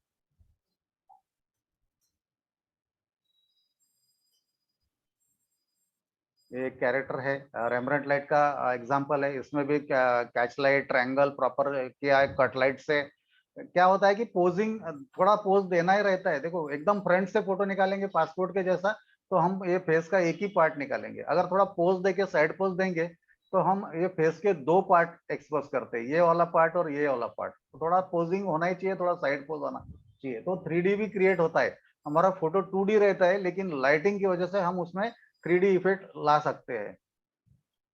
ये सारे पोर्ट्रेट्स मेरे एक्चुअली कस्टमर के और बड़े बड़े मैं कैनवास के ऊपर प्रिंट करके ब्लॉक करके उनके यहाँ लगे हैं सब। कोई संस्था में लगे हैं कुछ। अभी ये जो सेकंड कैरेक्टर मेरे पास में आया है, ये हमारे यहाँ एक इंजीनियरिंग कॉलेज है, बड़ी संस्था है, के वाग इंजीनियरिंग कॉलेज। उनके ये आज के सर्वे सर्वा है, तो इनके सारे कॉलेज में इन्होंने ये पोर्ट्रेट लगाए थे एक्चुअली। ये एक कैरेक्टर है, मतलब बाबूजी से वर्कशॉप में पढ़ने के बाद में मैंने पहला पोर्ट्रेट बनाया, वो ये कैरेक्टर है। तो ये पहला मैंने पोर्ट्रेट, मैं जो भी जैसे भी वर्कशॉप में पढ़ा, तो मैं किसी का भी चेहरा देखा तो उसको बैठा के पोर्ट्रेट का शूट करता था। चाहे पैसा मिलो ना मिलो, शूट करके रखता था, शूट करके रखता था। तो ये सबसे मेरे को अच्छा कैरेक्टर मिला था।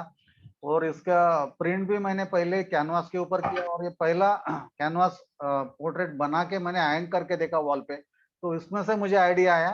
तो फिर मैंने एक 40 से 50 लोग नासिक में चुनकर उनके पोर्ट्रेट शूट करके एक पोर्ट्रेट फोटोग्राफी का एग्जीबिशन किया था। तो वहां से फिर मुझे एक पोर्ट्रेट फोटोग्राफर करके नासिक में पहचानना चालू हो गया एक्चुअली।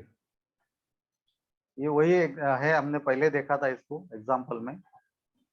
तो ये सारे पोर्ट्रेट रेम्ब्रेंट लाइट और ये सिंधुताई सबका मैडम का फोटो है, और इसका भी बहुत अच्छा किस्सा है। मतलब मैं पोर्ट्रेट फोटोग्राफर नाम होने के बाद में मुझे नासिक में एक बिल्डर ने बोला कि सिंधुताई नासिक में आए हुए हैं, आप उनका कैसे भी करके पोर्ट्रेट निकालो और हमें बना के दो, हमें उन्हें गिफ्ट करना है। तो सुबह से शाम तक इनके पीए से बात कर रहा था, तो मुझे टाइम ही मिल रहा नहीं था इनका फोटो कब। शाम को 6 बजे हमारे यहाँ कालिदास कला मंदिर है, वहाँ प्रोग्राम के पहले ग्रीन रूम में 5 मिनट मिले खाली, तो वो भी पोर्ट्रेट में फ्लैश के ऊपर शूट किया था। तो फ्लैश बाउंस करके, क्रॉस बाउंस करके, मैं स्पीड लाइट फ्लैश से भी ये सारे लाइटिंग कर सकता हूँ, हम लोग कर सकते हैं। तो खाली कि स्पीड लाइट फ्लैश कहाँ से बाउंस करके लेना है, तो थोड़ा क्रॉस बाउंस करके रेमनेंट लाइट मिलेगा ऐसा मैंने शूट कर लिया था। फिर बाद में इनका बैकग्राउंड वगैरह चेंज करके पोर्ट्रेट बना के दिया था, तो वो बना के भी दिया, उनको प्रोग्राम में गिफ्ट भी किया गया। सिंधुताई मैडम ने भी, मतलब सबका मैडम ने भी बहुत तारीफ किया कि मेरा बहुत अच्छा फोटो निकाला करके। और फिर ये उनके आश्रम में लगाने के बाद में आप संजय नाइक सर को भी पहचानते होंगे, ठाणा में से है। तो उन्होंने भी उनके आश्रम में गए थे इनके इंटरव्यू के लिए, तो उन्होंने भी वहां से फोन किया, अरे तुझा फोटो तिथे लागलेला है। तो एक आइडेंटिटी क्रिएट हो गई कि नहीं, ये मिलिंद का ही फोटो है, इसने ही निकाला है करके। तो ऐसे फोटो से एक आइडेंटिटी मेरी क्रिएट हो गई। बाद में वहां से और कोई, मतलब उनका डोनेशन वाला था, उन्होंने इनके 8-10 पोर्ट्रेट बना के मैडम के सारे वर्कशॉप में लगा दिए थे एक्चुअली, सारे आश्रम में लगा दिए थे। तो कपल्स के लिए भी सेम लाइटिंग हम कपल्स को भी दे सकते हैं। ये रेमब्रेंट लाइटिंग किया है मैंने, कपल्स को किया है, दोनों को रेमब्रेंट मिल रहा है। इसको दोनों को ब्रॉड लाइट मिल रहा है। फिर कुछ ग्रुप्स भी आते हैं हमारे पास में, ग्रुप का कंपोजिशन अच्छा करना बहुत जरूरी है। कंपोजिशन से मुझे याद आ गया, मैं थोड़ा 2-3 स्लाइड पीछे जाता हूँ। तो कंपोजिशन में कंपोजिशन के लिए बात करूंगा थोड़ी सी, जो मेरे सीखा है वो, कि इसमें मैं बात किया था कि पॉजिटिव स्पेस होती है, नेगेटिव स्पेस होती है और ब्रीदिंग स्पेस होती है कंपोजिशन में, पोर्ट्रेट में। तो जो जहां जिस तरफ हम फोर्स देते हैं, जिस तरफ फेस का फोर्स रहता है, उसके सामने वाली जो चीज जगह रहती है, जो स्पेस है, ये पॉजिटिव स्पेस होती है। और जो पीछे वाली होती है, ये निगेटिव होती है। तो comparatively positive space negative space से ज्यादा होना चाहिए, तो पिक्चर अच्छा लगता है। अगर ये पिक्चर सामने अगर कंपोज हो गया तो अच्छा नहीं लगेगा, वो पिक्चर इमेज के बाहर जा रहा है ऐसा लगेगा। और ये ऊपर कुछ कुछ लोग इसको टिका देते हैं, तो इसके लिए भी यहाँ पे भी जगह छोड़ना रहता है। तो ये जो ऊपर की जगह है, इसे हम ब्रीदिंग स्पेस बोलते हैं। तो ये तीनों चीजें कंपोजिशन में मैनेज करना चाहिए। ये इतना मैनेज करने के बाद अगर मैं इसको ग्रिड डाल दूं, रूल ऑफ थर्ड का ग्रिड डाल दूं, तो मेरा ये आर्क जो है एक गोल्डन पॉइंट पे आ जाता है परफेक्टली। और ये गोल्डन पॉइंट पे आता, मतलब पोर्ट्रेट में रूल ऑफ थर्ड में क्या करते हैं, गोल्डन पॉइंट के ऊपर हम हमारा एक कैच पॉइंट, मतलब जो कैची चीज रहती है वो गोल्डन पॉइंट पे लाते हैं। तो इसमें हमारे पोर्ट्रेट में हमारी सबसे ज्यादा कैची चीज उसकी आंख रहती है, वो मॉडल की, तो आंख बराबर गोल्डन पॉइंट पे आ जाती है। तो कंपोजिशन के भी ये रूल इसमें मैनेज किए जाते हैं। ये सारे मीटर है, ये सारे मीटर लगा के पोर्ट्रेट बनाओ तो अच्छा ही बनता है एक्चुअली। मिलिंद जी, शूट करने के वक्त आप थोड़ा फिर लूज कंपोजिशन करते हैं? हाँ, इससे थोड़ा सा लूज कंपोज करता हूँ ताकि मुझे स्ट्रेटनिंग करने में दिक्कत ना आए। हर फोटो हमें स्ट्रेटनिंग भी करना रहता है, तो स्ट्रेटनिंग भी मैं जो करता हूँ, ये जो नोज लाइन है, ये नोज लाइन मेरे वर्टिकल लाइन से स्ट्रेट हो जाए, जब मेरा पिक्चर स्ट्रेट हो जाता है, अदरवाइज मेरा पिक्चर फिर क्रॉस रहता है। तो मैं मैक्सिमम टाइम ये नोज लाइन स्ट्रेट करने का ट्राई करता हूँ। तो स्ट्रेटनिंग करने के लिए हमें थोड़ा सा लूज पिक्चर रखना पड़ता है। और दूसरी बात आपने पूछा ही है अभी, तो मैं थोड़ी सी याद आ गई मुझे, तो मैं बताता हूँ कि हमारे जो कैमरे के जो प्रोपोर्शन है, कैमरे के जो साइज आता है, हमारा जो प्रोपोर्शन आते हैं, वो 1:1.5 आता है, बराबर है ना। हम जो प्रिंट करते हैं 8/12 करते हैं तो हमारा कोई क्रॉपिंग नहीं होता है। या तो आपके कैमरे में आता होगा 16/24 आता होगा, या तो 24/36 आता होगा, जैसा भी आपका सेंसर साइज होगा वैसा। तो ये जो प्रोपोर्शन आता है वो 1:1.5 आता है। 1:1.5 ये प्रोपोर्शन मेरे दिमाग में ऐसा है कि ये लैंडस्केप का प्रोपोर्शन है, पोर्ट्रेट का नहीं है। ओके। अगर हम इस प्रोपोर्शन में खड़ा फोटो, खड़ा इमेज अगर कंपोज करते हैं तो नीचे का पार्ट ज्यादा आता है, पेट का पार्ट ज्यादा आ जाता है। इसलिए 1:1.5 में कंपोज ना करो तो 1:1.30 में कंपोज करो। तो मतलब पहले जो साइज हमारा प्रिंट होता था 8/10 होता था, 10/12 होता था।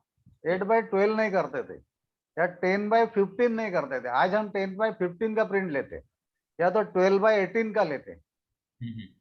तो ये जो प्रोपोर्शन हो जाए थोड़ा लैंडस्केप का हो जाता है, और पोर्ट्रेट के लिए वो थोड़ा सा दिक्कत होता है कि नीचे का पार्ट ज्यादा आ जाता है। तो वो कम करने के लिए ये तो हम आजकल जो है मैं 8/11 का कंपोजिशन करता हूँ। ओके।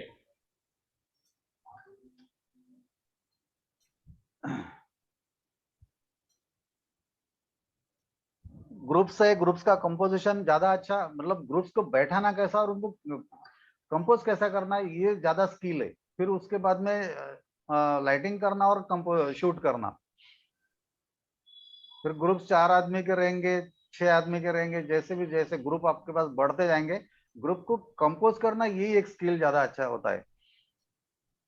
इतना बड़ा ग्रुप है, इसको भी कंपोज कैसे किया, बैलेंस कैसे किया, कोई इधर उधर नहीं जाने दिया, एक ऊपर से कर्व तैयार हो गया, हाइट के हिसाब से कंपोज किया।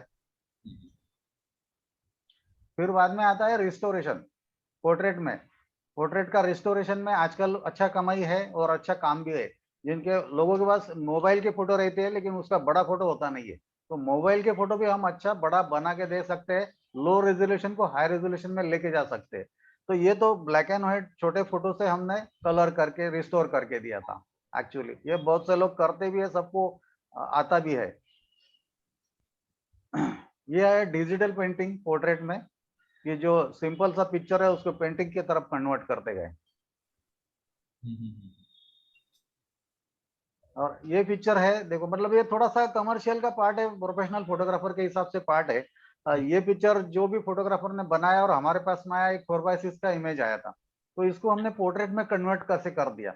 मतलब जिसने 4/6 निकालना उसने वो टाइम पे एक 25 रुपीज से ज्यादा पैसा नहीं लिया उससे, और हमने उसको पोर्ट्रेट बना के दिया, हमने 7-8 हजार रुपये उससे निकाल लिया। थोड़ा कमर्शियल पार्ट बता रहा हूँ, ये देखिए।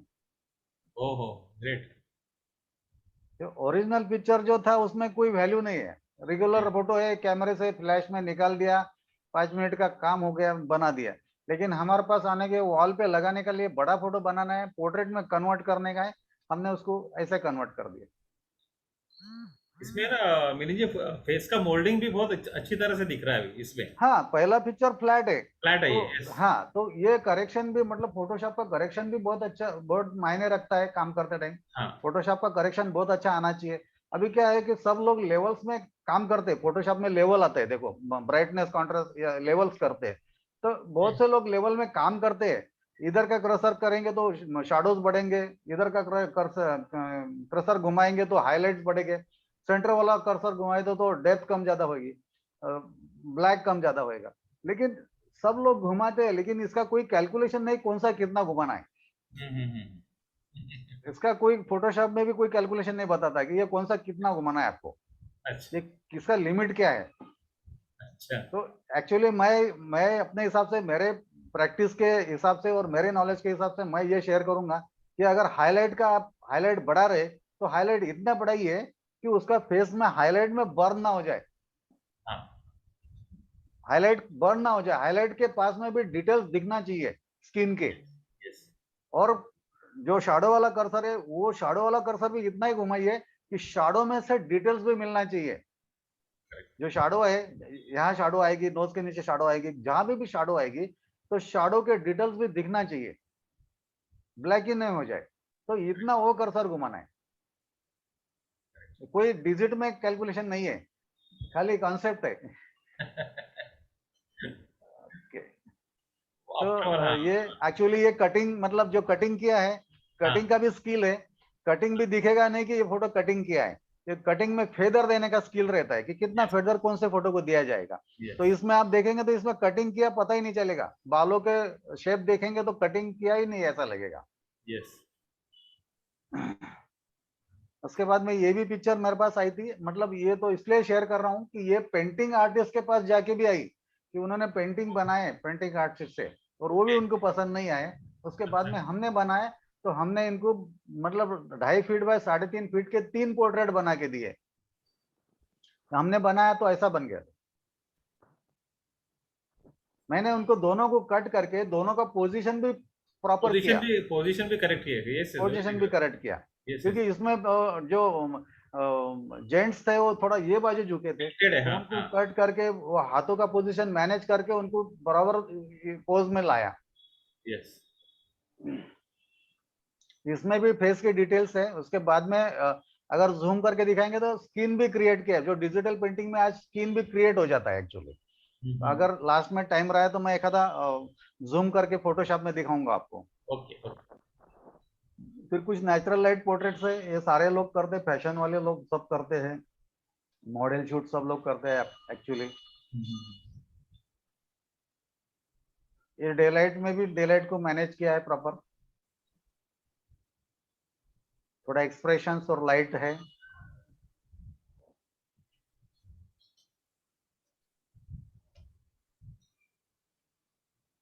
ये कुछ डे लाइट के पोर्ट्रेट है, थोड़ा लेंस के मतलब कमर्शियल जो फोटोग्राफर हमारे वर्कशॉप सेमिनार सुनते हैं तो उनके लिए लेंस के लिए बताते, ये 85mm 1.4 से लिया है थोड़ा, तो बैकग्राउंड जितना ब्लर चाहिए उतना हम कर सकते हैं और ऑब्जेक्ट बाहर ला सकते हैं।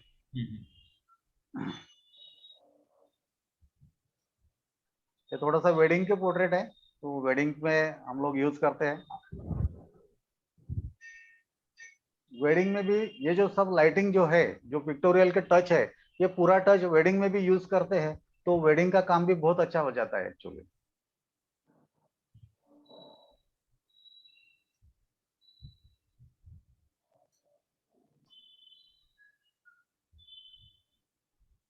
जस्ट वेडिंग आपको मैं दिखा रहा हूँ। अभी जो हमने सारी लाइटिंग की बातें की थी अभी तक, जो पूरा सेशन हमने दिया कि पूरा लाइटिंग, ये लाइट वो लाइट, अभी ये प्लेन फोटोग्राफ्स है मेरे हाथ में, इसको मैं फोटोशॉप में भी लाइटिंग क्रिएट कर सकता हूँ। जो लाइटिंग की बात हमने पूरा मैनेज करने की बात किया, इसको हम लोग फोटोशॉप में भी लाइटिंग मैनेज कर सकते हैं। तो इसको लाइटिंग अगर मैं फोटोशॉप में मैनेज करूँ तो ये कैसा बनता है, तो आप देखिए जरा। ऐसा लग रहा है ये सिंगल लाइट फोटो लिया है। ये सारे लेयर्स में जाके फोटोशॉप में भी हम लोग काम कर सकते हैं इसका। यहाँ तक मैं रुकता हूँ, मेरा काम, मैं शायद मैंने जितना देना था मैं दिया है, आप लोगों को पसंद आया होगा तो ठीक है। और कुछ आपको और कोई सवाल होंगे या तो कुछ पूछना है तो आप बता सकते हैं। राजेंद्र जी आप भी बताइए कि आपको कैसा लगा मेरा हाँ, अभी तक का। मुझे तो पर्सनली बहुत अच्छा लगा। कुछ कमेंट्स हाँ में आपको पढ़ के दिखाता हूँ।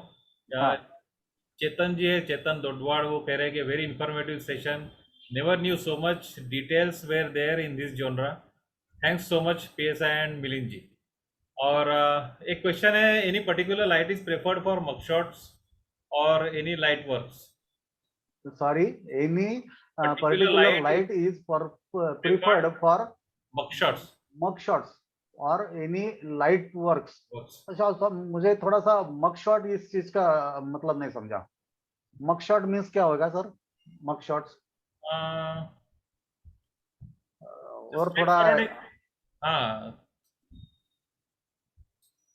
जस्ट कैजुअली हम लोग ऐसे शॉट ले लेते हैं पटक करके, वो शायद वो उनका मीनिंग रहेगा मग शॉट करके। हाँ, नहीं नहीं, any particular lights for shots, preferred for mug, मतलब जो फ्रंट वाला फ्रंट वाला, जो, हाँ, फ्रंट हाँ, वाला, हाँ, फ्रंट वाला, हाँ। या तो खाली हेड शॉट ले रहे हैं थोड़ा सा फ्रंट वाला, यस, तो यस। एक्चुअली आप ले रहे हैं कहाँ से, मतलब अगर आप मग शॉट ले रहे हैं तो आप उसको स्प्लिट लाइट ज्यादा अच्छा कर सकते हैं। जो फ्रंट पोज दे रहे हैं, सामने का एकदम फ्रंट पोज दे रहे हैं तो स्प्लिट लाइट में बहुत अच्छा दिखेगा। या तो फिर डे लाइट में अगर शूट कर रहे हैं तो फिर आपको डे लाइट में रेमब्रांड भी मिल सकता है और स्प्लिट भी मिल सकता है। हाँ, उन्होंने डेफिनेशन भी दिया, usually a persons head and specially face करके। हाँ, पर्सन हेड और स्पेशली मतलब क्या देखो, टाइट कंपोज करके जो भी शॉट हम ले रहे हैं उसको टाइट कंपोज कर देंगे तो लाइटिंग जो हमने रेमरेंट करो या प्रोफाइल करो तो कोई भी लाइटिंग किया तो टाइट कंपोज किया तो मग शॉट उसका क्रिएट हो जाएगा एक्चुअली। अगर आपको फ्रंट से खाली फेस हेड लेना है तो आप उसको स्प्लिट लाइट मैनेज करो तो बहुत अच्छा मिलेगा। ओके, योगेश जी पूछ रहे हैं what is kicker light. What is kicker kicker light. Picker light?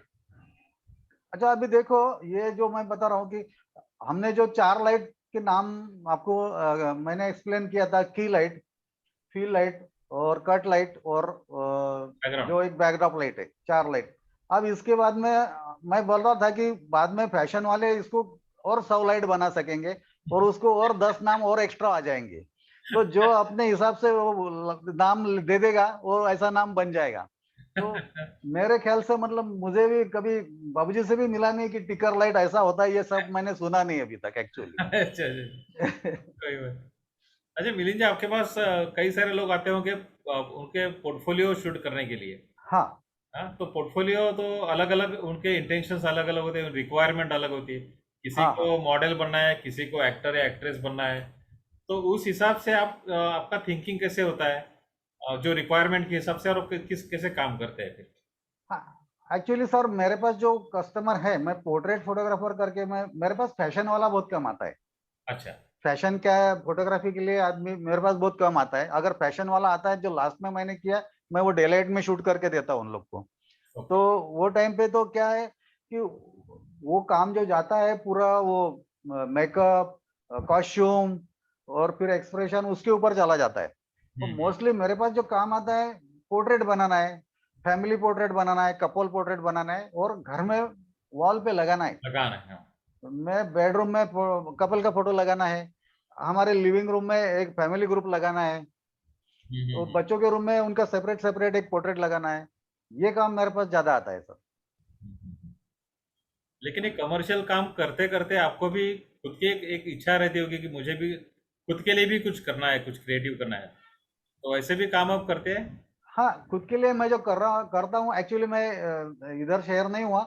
मैं एक तो हाँ टेबल टॉप भी करता हूँ। टेबल टॉप में भी मैं मतलब आपने नाम सुना होगा केकी मूस साहब का, जी, हाँ जो सुना। 40 गांव से। तो सुना। टेबल टॉप में उनसे इंस्पायर हो गया था। वो क्रम्पल्ड पेपर करके उसका मैंने टेबल टॉप करके एक एग्जीबिशन किया था एक्चुअली। तो मैं थोड़ा सा आपको दिखा दूंगा, किधर मेरे पास दिखेंगे तो मैं आपको दिखा देता हूँ। वो भी पिक्चर की उसमें क्रिएटिव करता है।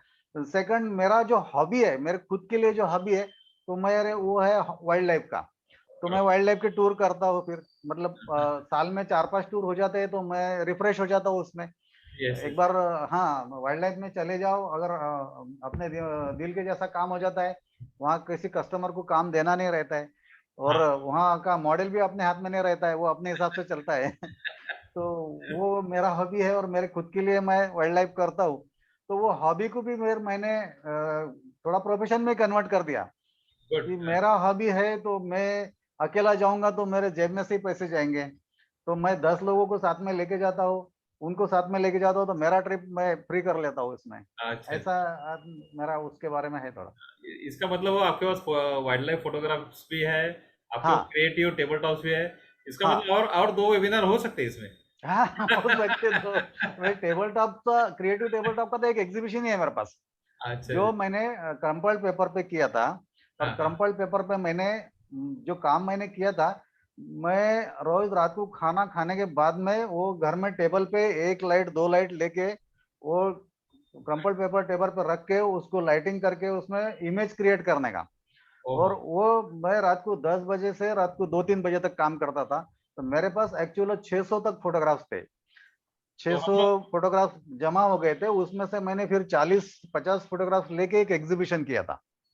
गिरीश जी, हम जरूर देखना चाहेंगे, और अगला हाँ समय कभी हम लोग डिसाइड करेंगे, और हाँ, हम लोग वो जरूर जरूर पिक्चर के देखेंगे। ऊपर वो उसका खाली स्लाइड शो करते आएगा। मतलब मैं उससे बात करूंगा, ज्यादा ज्यादा बात नहीं करूंगा, लेकिन बता दूंगा कि ये कैसे किया है मैंने। एक तो हम्म। ये भी हो सकता है और दूसरा वाइल्ड लाइफ का तो कलेक्शन है ही मेरे पास। तो हर साल 3-4 टूर मैं कर लेता हूँ, मतलब ताडोबा एखादा दो हो जाता है, पन्ना हो जाता है, बांधवगढ़ हो जाता है। तो और टूर के साथ में मेरा भी काम हो जाता है एक्चुअली। केके मूवी उनकी जो आपने बात की तो उनकी जो खासियत थी वो ये थी कि वो मिनिएचर घर के अंदर ही बनाते थे। हाँ। तो वो और वैसे भी आपने कुछ ट्राई किया है उनकी तरह से? नहीं, एक्चुअली उनसे मैं इंस्पायर, मिनिएचर बोले तो वो जो पेपर का जो काम था वो उसी का काम था, वो ओरिगामी करते थे। वो क्रिएट ये करके ओरिगामी करके करते थे, और टेबल टॉप भी करते थे। तो वो फिर न्यूज़पेपर में से कुछ इमेज लेते थे। हाँ हाँ दो हाँ तीन हाँ। न्यूज़पेपर में से अलग अलग इमेज लेके उसको क्लब करके एक टेबल टॉप करते थे। तो उनका एक पिक्चर ऐसा है, एक डांसिंग वाली लेडी अलग थी, वो एक मंदिर का फोटो अलग था, और उसका और बैकग्राउंड अलग था। वो तीनों को क्लब किया तो ऐसा लग रहा था वो लेडी उसके पीछे डांस कर रही है। उसके हम्म। बाद में वो एक उनका हाउस था, जो हाउस इन कश्मीर बोलते हैं, ऐसा हाउस बनाया था। तो हम्म। वो लकड़ियों का एक हाउस बनाया छोटा, और उसके ऊपर थोड़ा झाड़ वगैरह लगा के उसके ऊपर उन्होंने नमक डाल दिया ऊपर से, पूरा इधर उधर नमक छिड़क दिया। तो उसका जो उन्होंने टेबल टॉप किया था, तो वो एक्चुअली कश्मीर का घर दिखता रहा। अच्छा। वो आइस गिरा हुआ लग रहा था, पूरा बर्फ बर्फ गिरा हुआ लग रहा था उसके ऊपर। Okay okay. तो वो एक था, और उसका उनका और एक खासियत ये थी कि उन्होंने एक नेहरू जी का पोर्ट्रेट बनाया था। हाँ हाँ हाँ तो हाँ। वो भी मुझे बहुत भाया था एक्चुअली, वो भी मुझे बहुत अच्छा लगा था। तो नेहरू जी का पोर्ट्रेट जो था वो, मतलब नेहरू जी की उनकी दोस्ती थी, मतलब दो उनके यहाँ आते थे। आते थे वो, हाँ। हाँ। तो बहुत से बार आए, तो उन्होंने एक नेहरू जी का कभी फोटो ना निकाला, और ना कभी उनका वो पेंटिंग भी करते थे, स्कल्पचर भी करते थे।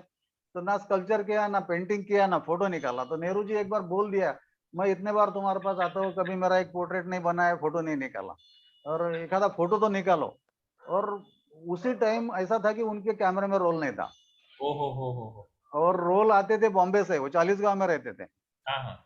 रोल बॉम्बे से आते थे, उनके पास रोल नहीं था। तो उन्होंने बोल दिया उनको कि ठीक है, आपने बोल दिया पोर्ट्रेट का, तो आप ये पूरा, मतलब जो टूर है, दौरा है, टूर करके दिल्ली पहुंचो, जब तक मैं आपका पोर्ट्रेट आपके यहाँ पहुंचा दूंगा। ओ हो।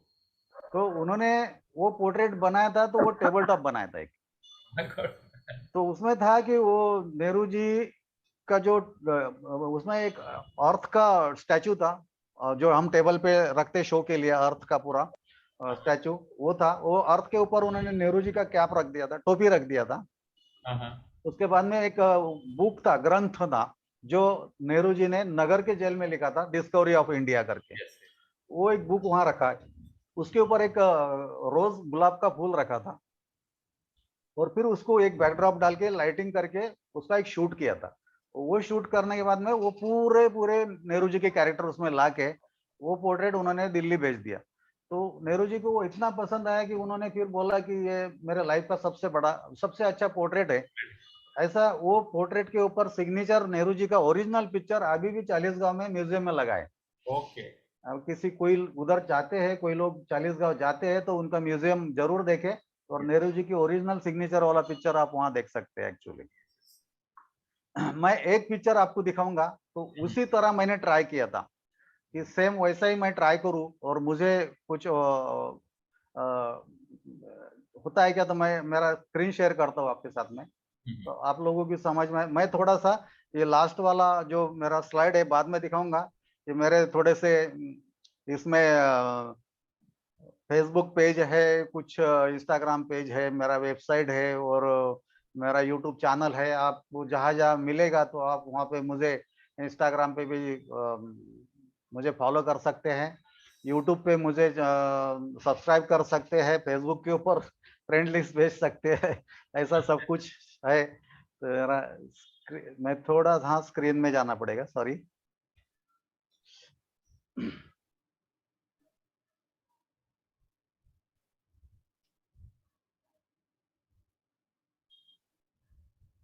मैं दूसरा जो स्लाइड शो है, जो मैंने बाहर बनाया था, दूसरे वेबिनार के लिए बनाया था, उसका मैं ओके। कुछ पिक्चर है। वो पिक्चर उस स्लाइड शो में था, इसलिए मैं उस पर चले गया, और मैं वो लास्ट वाला पिक्चर आपके सामने लाता हूँ। ओ, ओ, ओ, ओ, ओ, इसमें भी नहीं दिख रहा।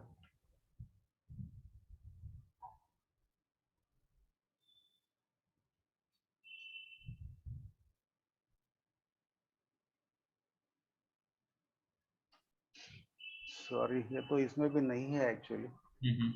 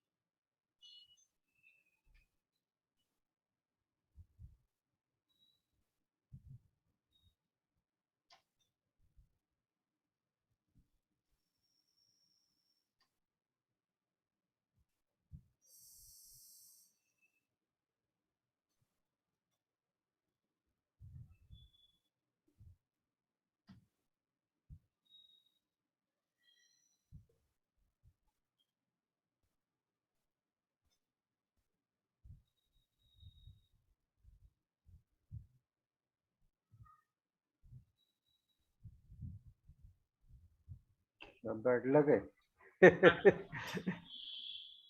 ठीक है, अगर नहीं मिलता तो हम लोग उस अगले वेबिनार हाँ, में दूसरे जरूर। दूसरे इसमें भी कर सकते हैं, हाँ, कोई दूसरे में प्रॉब्लम नहीं। कोई प्रॉब्लम नहीं। Yes yes yes. एक ट्राई करता हूँ, अगर हो गया तो दिखा देता हूँ, चलेगा। ओके ओके जी।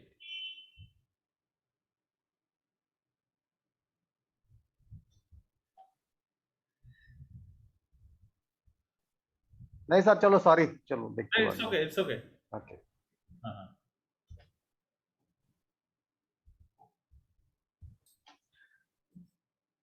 मैं अपने सारे व्यूअर्स को रिक्वेस्ट करूंगा, अगर कुछ डायरेक्टली बात करनी है मिलिंद सर से तो अनम्यूट करके उनसे बात कर सकते हैं, या पूछना है कुछ पूछ सकते हैं। बहुत सारे अच्छे कॉम्प्लीमेंट्स लोगों ने दिए। हाँ, मैं थोड़े पढ़ रहा हूँ अभी। रवींद्र देवधर जी, तुम्ही समीर मोहिते सरांच्या ग्रुपवर आहे, आपण तिथे बरोबर कधीतरी बोलत बरोबर. असतो. आपण तर भेटलोय ठाण्याला पण हा, एकदा. समोर आपण ठाण्याला भेटलेलो आहे का? हो हो भेटलोय. Okay okay okay. हा ते ग्रेस सरांचा एकदम अप्रतिम होता. चालेल सर, थँक्यू थँक्यू. मस्तच होतं मस्त. आणि महेश्वरी साहेबांबरोबर तुम्ही एवढे वर्ष काम केलं, एकदम स्मरणात राहणारी गोष्ट जरा एक तुम्ही शेअर केलं तर बरं होईल. हा, स्मरणात राहणारी गोष्ट म्हणजे एक तर तेच मी जे सुरुवातीला शेअर केलं ना, वर्कशॉप तर स्मरणात होतेच होते. वर्कशॉप मध्ये तर ते म्हणजे त्र्यंबकला यायचे नाशिकवरून, सॉरी मुंबईवरून त्र्यंबकला यायचे, 2 दिवस थांबायचे आणि तिथं सगळ्या लोकांना बोलवून ते वर्कशॉपही असं होतं की तिथं म्हणजे नॉमिनल चार्जेस घेऊन ते वर्कशॉप व्हायचं. तिथं जेवणाची खूप चांगली व्यवस्था असायची. हो हो केलंय, मी पण अटेंड केलंय ते. रविंद्र आणि रविंद्र आणि मैं दोगे, हम दोनों भी एक बार आए थे। हा, महेश्वरी सर का हमने अटेंड किया। मे भी उसको 13-14 साल हुए होंगे। हाँ 14 साल से ज्यादा हो गए. अच्छा, उससे हाँ ज्यादा भी हो सकते हैं। हाँ, एक्चुअली मैं उनके सारे वर्कशॉप में था, शायद हम लोग हम पहचान। लोग मैं मिले भी होंगे। पावस्कर पावस्कर सर साथ जो साथ हाँ, में आए थे, तो बस मैं बस। वो वर्कशॉप में भी था जब पावस्कर सर तो उनके साथ में आए थे तब। हाँ, उसी ग्रुप से आए थे हम, उसी ग्रुप तो में वो हम। टाइम पे भी मैं था वहां पर एक्चुअली। ओके। तो जो उनके साथ में देखो माजी आते थे, उनके मिसेस भी हाँ, आते थे। यस यस हाँ, यस तो माजी खाने का पूरा ख्याल रखते थे। यस. बिल्कुल सही, बिल्कुल सही। और स्वीट जो है बॉम्बे से आता था पूरा, हाँ पूरे हाँ हाँ, खाने में स्वीट। तो ऐसी चीज है कि बहुत याद रहती थी। और बिल्कुल। उनके घर में जब जाते थे ना, तो घर में भी बहुत अच्छी तरह से वो आदर सत्कार करते थे और बात भी बहुत अच्छा घर में करते थे।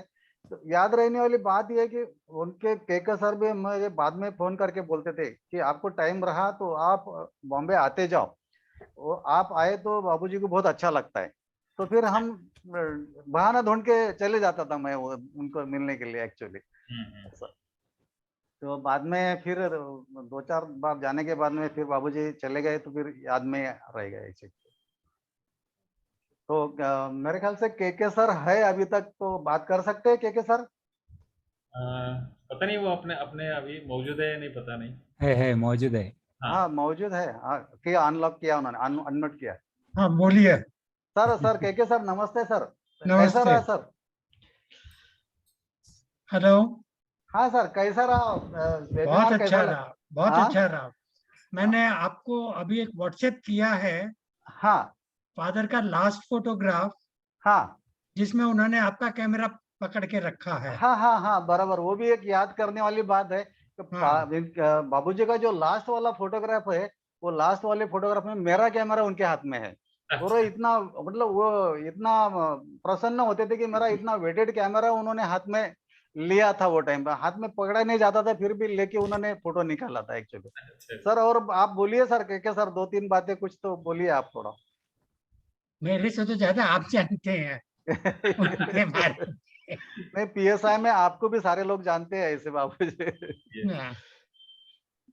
आणि के सर बहुत बहुत धन्यवाद, आप भी पूरा वेबिनार रुके यहाँ पर और सुन रहे हैं। मुझे तो मैं बहुत बहुत आभारी हूँ आपका। और नहीं, कुछ, आपने इनवाइट किया, वो बहुत अच्छा लगा मुझे। हाँ और दैट यू मेरे हैव नॉट से फॉरगॉटन अस। कुछ गल कुछ गलती हो गई तो माफ कर देना सर। नहीं नहीं, कुछ गलती नहीं हुई। बहुत अच्छा हुआ। Thank you sir, thank you very much. के जी नमस्कार। और मैं कुछ बातें नमस्कार। मैं आपसे वेबिनार के बाद में आपसे बात करना चाहता हूँ। हम लोग बात करने के बाद मैं हाँ जी। मिलिंद जी से आपका नंबर ले लूंगा। एक सेकंड में स्क्रीन शेयर करता हूँ। बाबू जी का वो सर ने जो शेयर किया, हाँ मुझे हाँ, व्हाट्सएप पे मिल जाएगा पिक्चर, तो आपको दिखा देता हूँ मैं, वो पिक्चर तो देख सकते हैं हम लोग ऐसे। ओके। स्क्रीन दिख रहा है ना सब लोगों को? हाँ, दिख रहा है, दिख रहा यस है। यस। ये देखो, ये बाबूजी का लास्ट वाला हाँ, फोटो है और जिसमें मेरा कैमरा उनके हाथ में है actually. Okay. Very nice. So thank you very much. जो जो लोग thanks to you Milind ji, thanks to you. इतना और सारे, बहुत, इतना इंटरेस्टिंग रहा, इतना इन्फॉर्मेटिव रहा। और हाँ ये अभी ये जो वीडियो हम लोग फेसबुक पेज पे भी आएगा। और मुझे यकीन है आज जितने सारे लोग थे वो इस वीडियो को बार बार देखना चाहेंगे, मैं खुद देखना चाहूंगा। क्योंकि बराबर। इसमें इस वेबिनार में सीखने लायक बहुत सारी चीजें थी। एक मैं इसे एक वेबिनार नहीं कहूँगा, एक एक ऑनलाइन वर्कशॉप जैसे था जो आपने हमारे लिए आज बराबर किया है। बराबर। तो thank you so much to you for that. और एक बात सर, एक बात मैं और एक पार्टिसिपेंट है इधर, रामेश्वर करके है आगे, खाली BH ये भाव दिख रहा है, तो आप अनम्यूट करके बात करेंगे सर एक बार? कौन बात कर रहे हैं?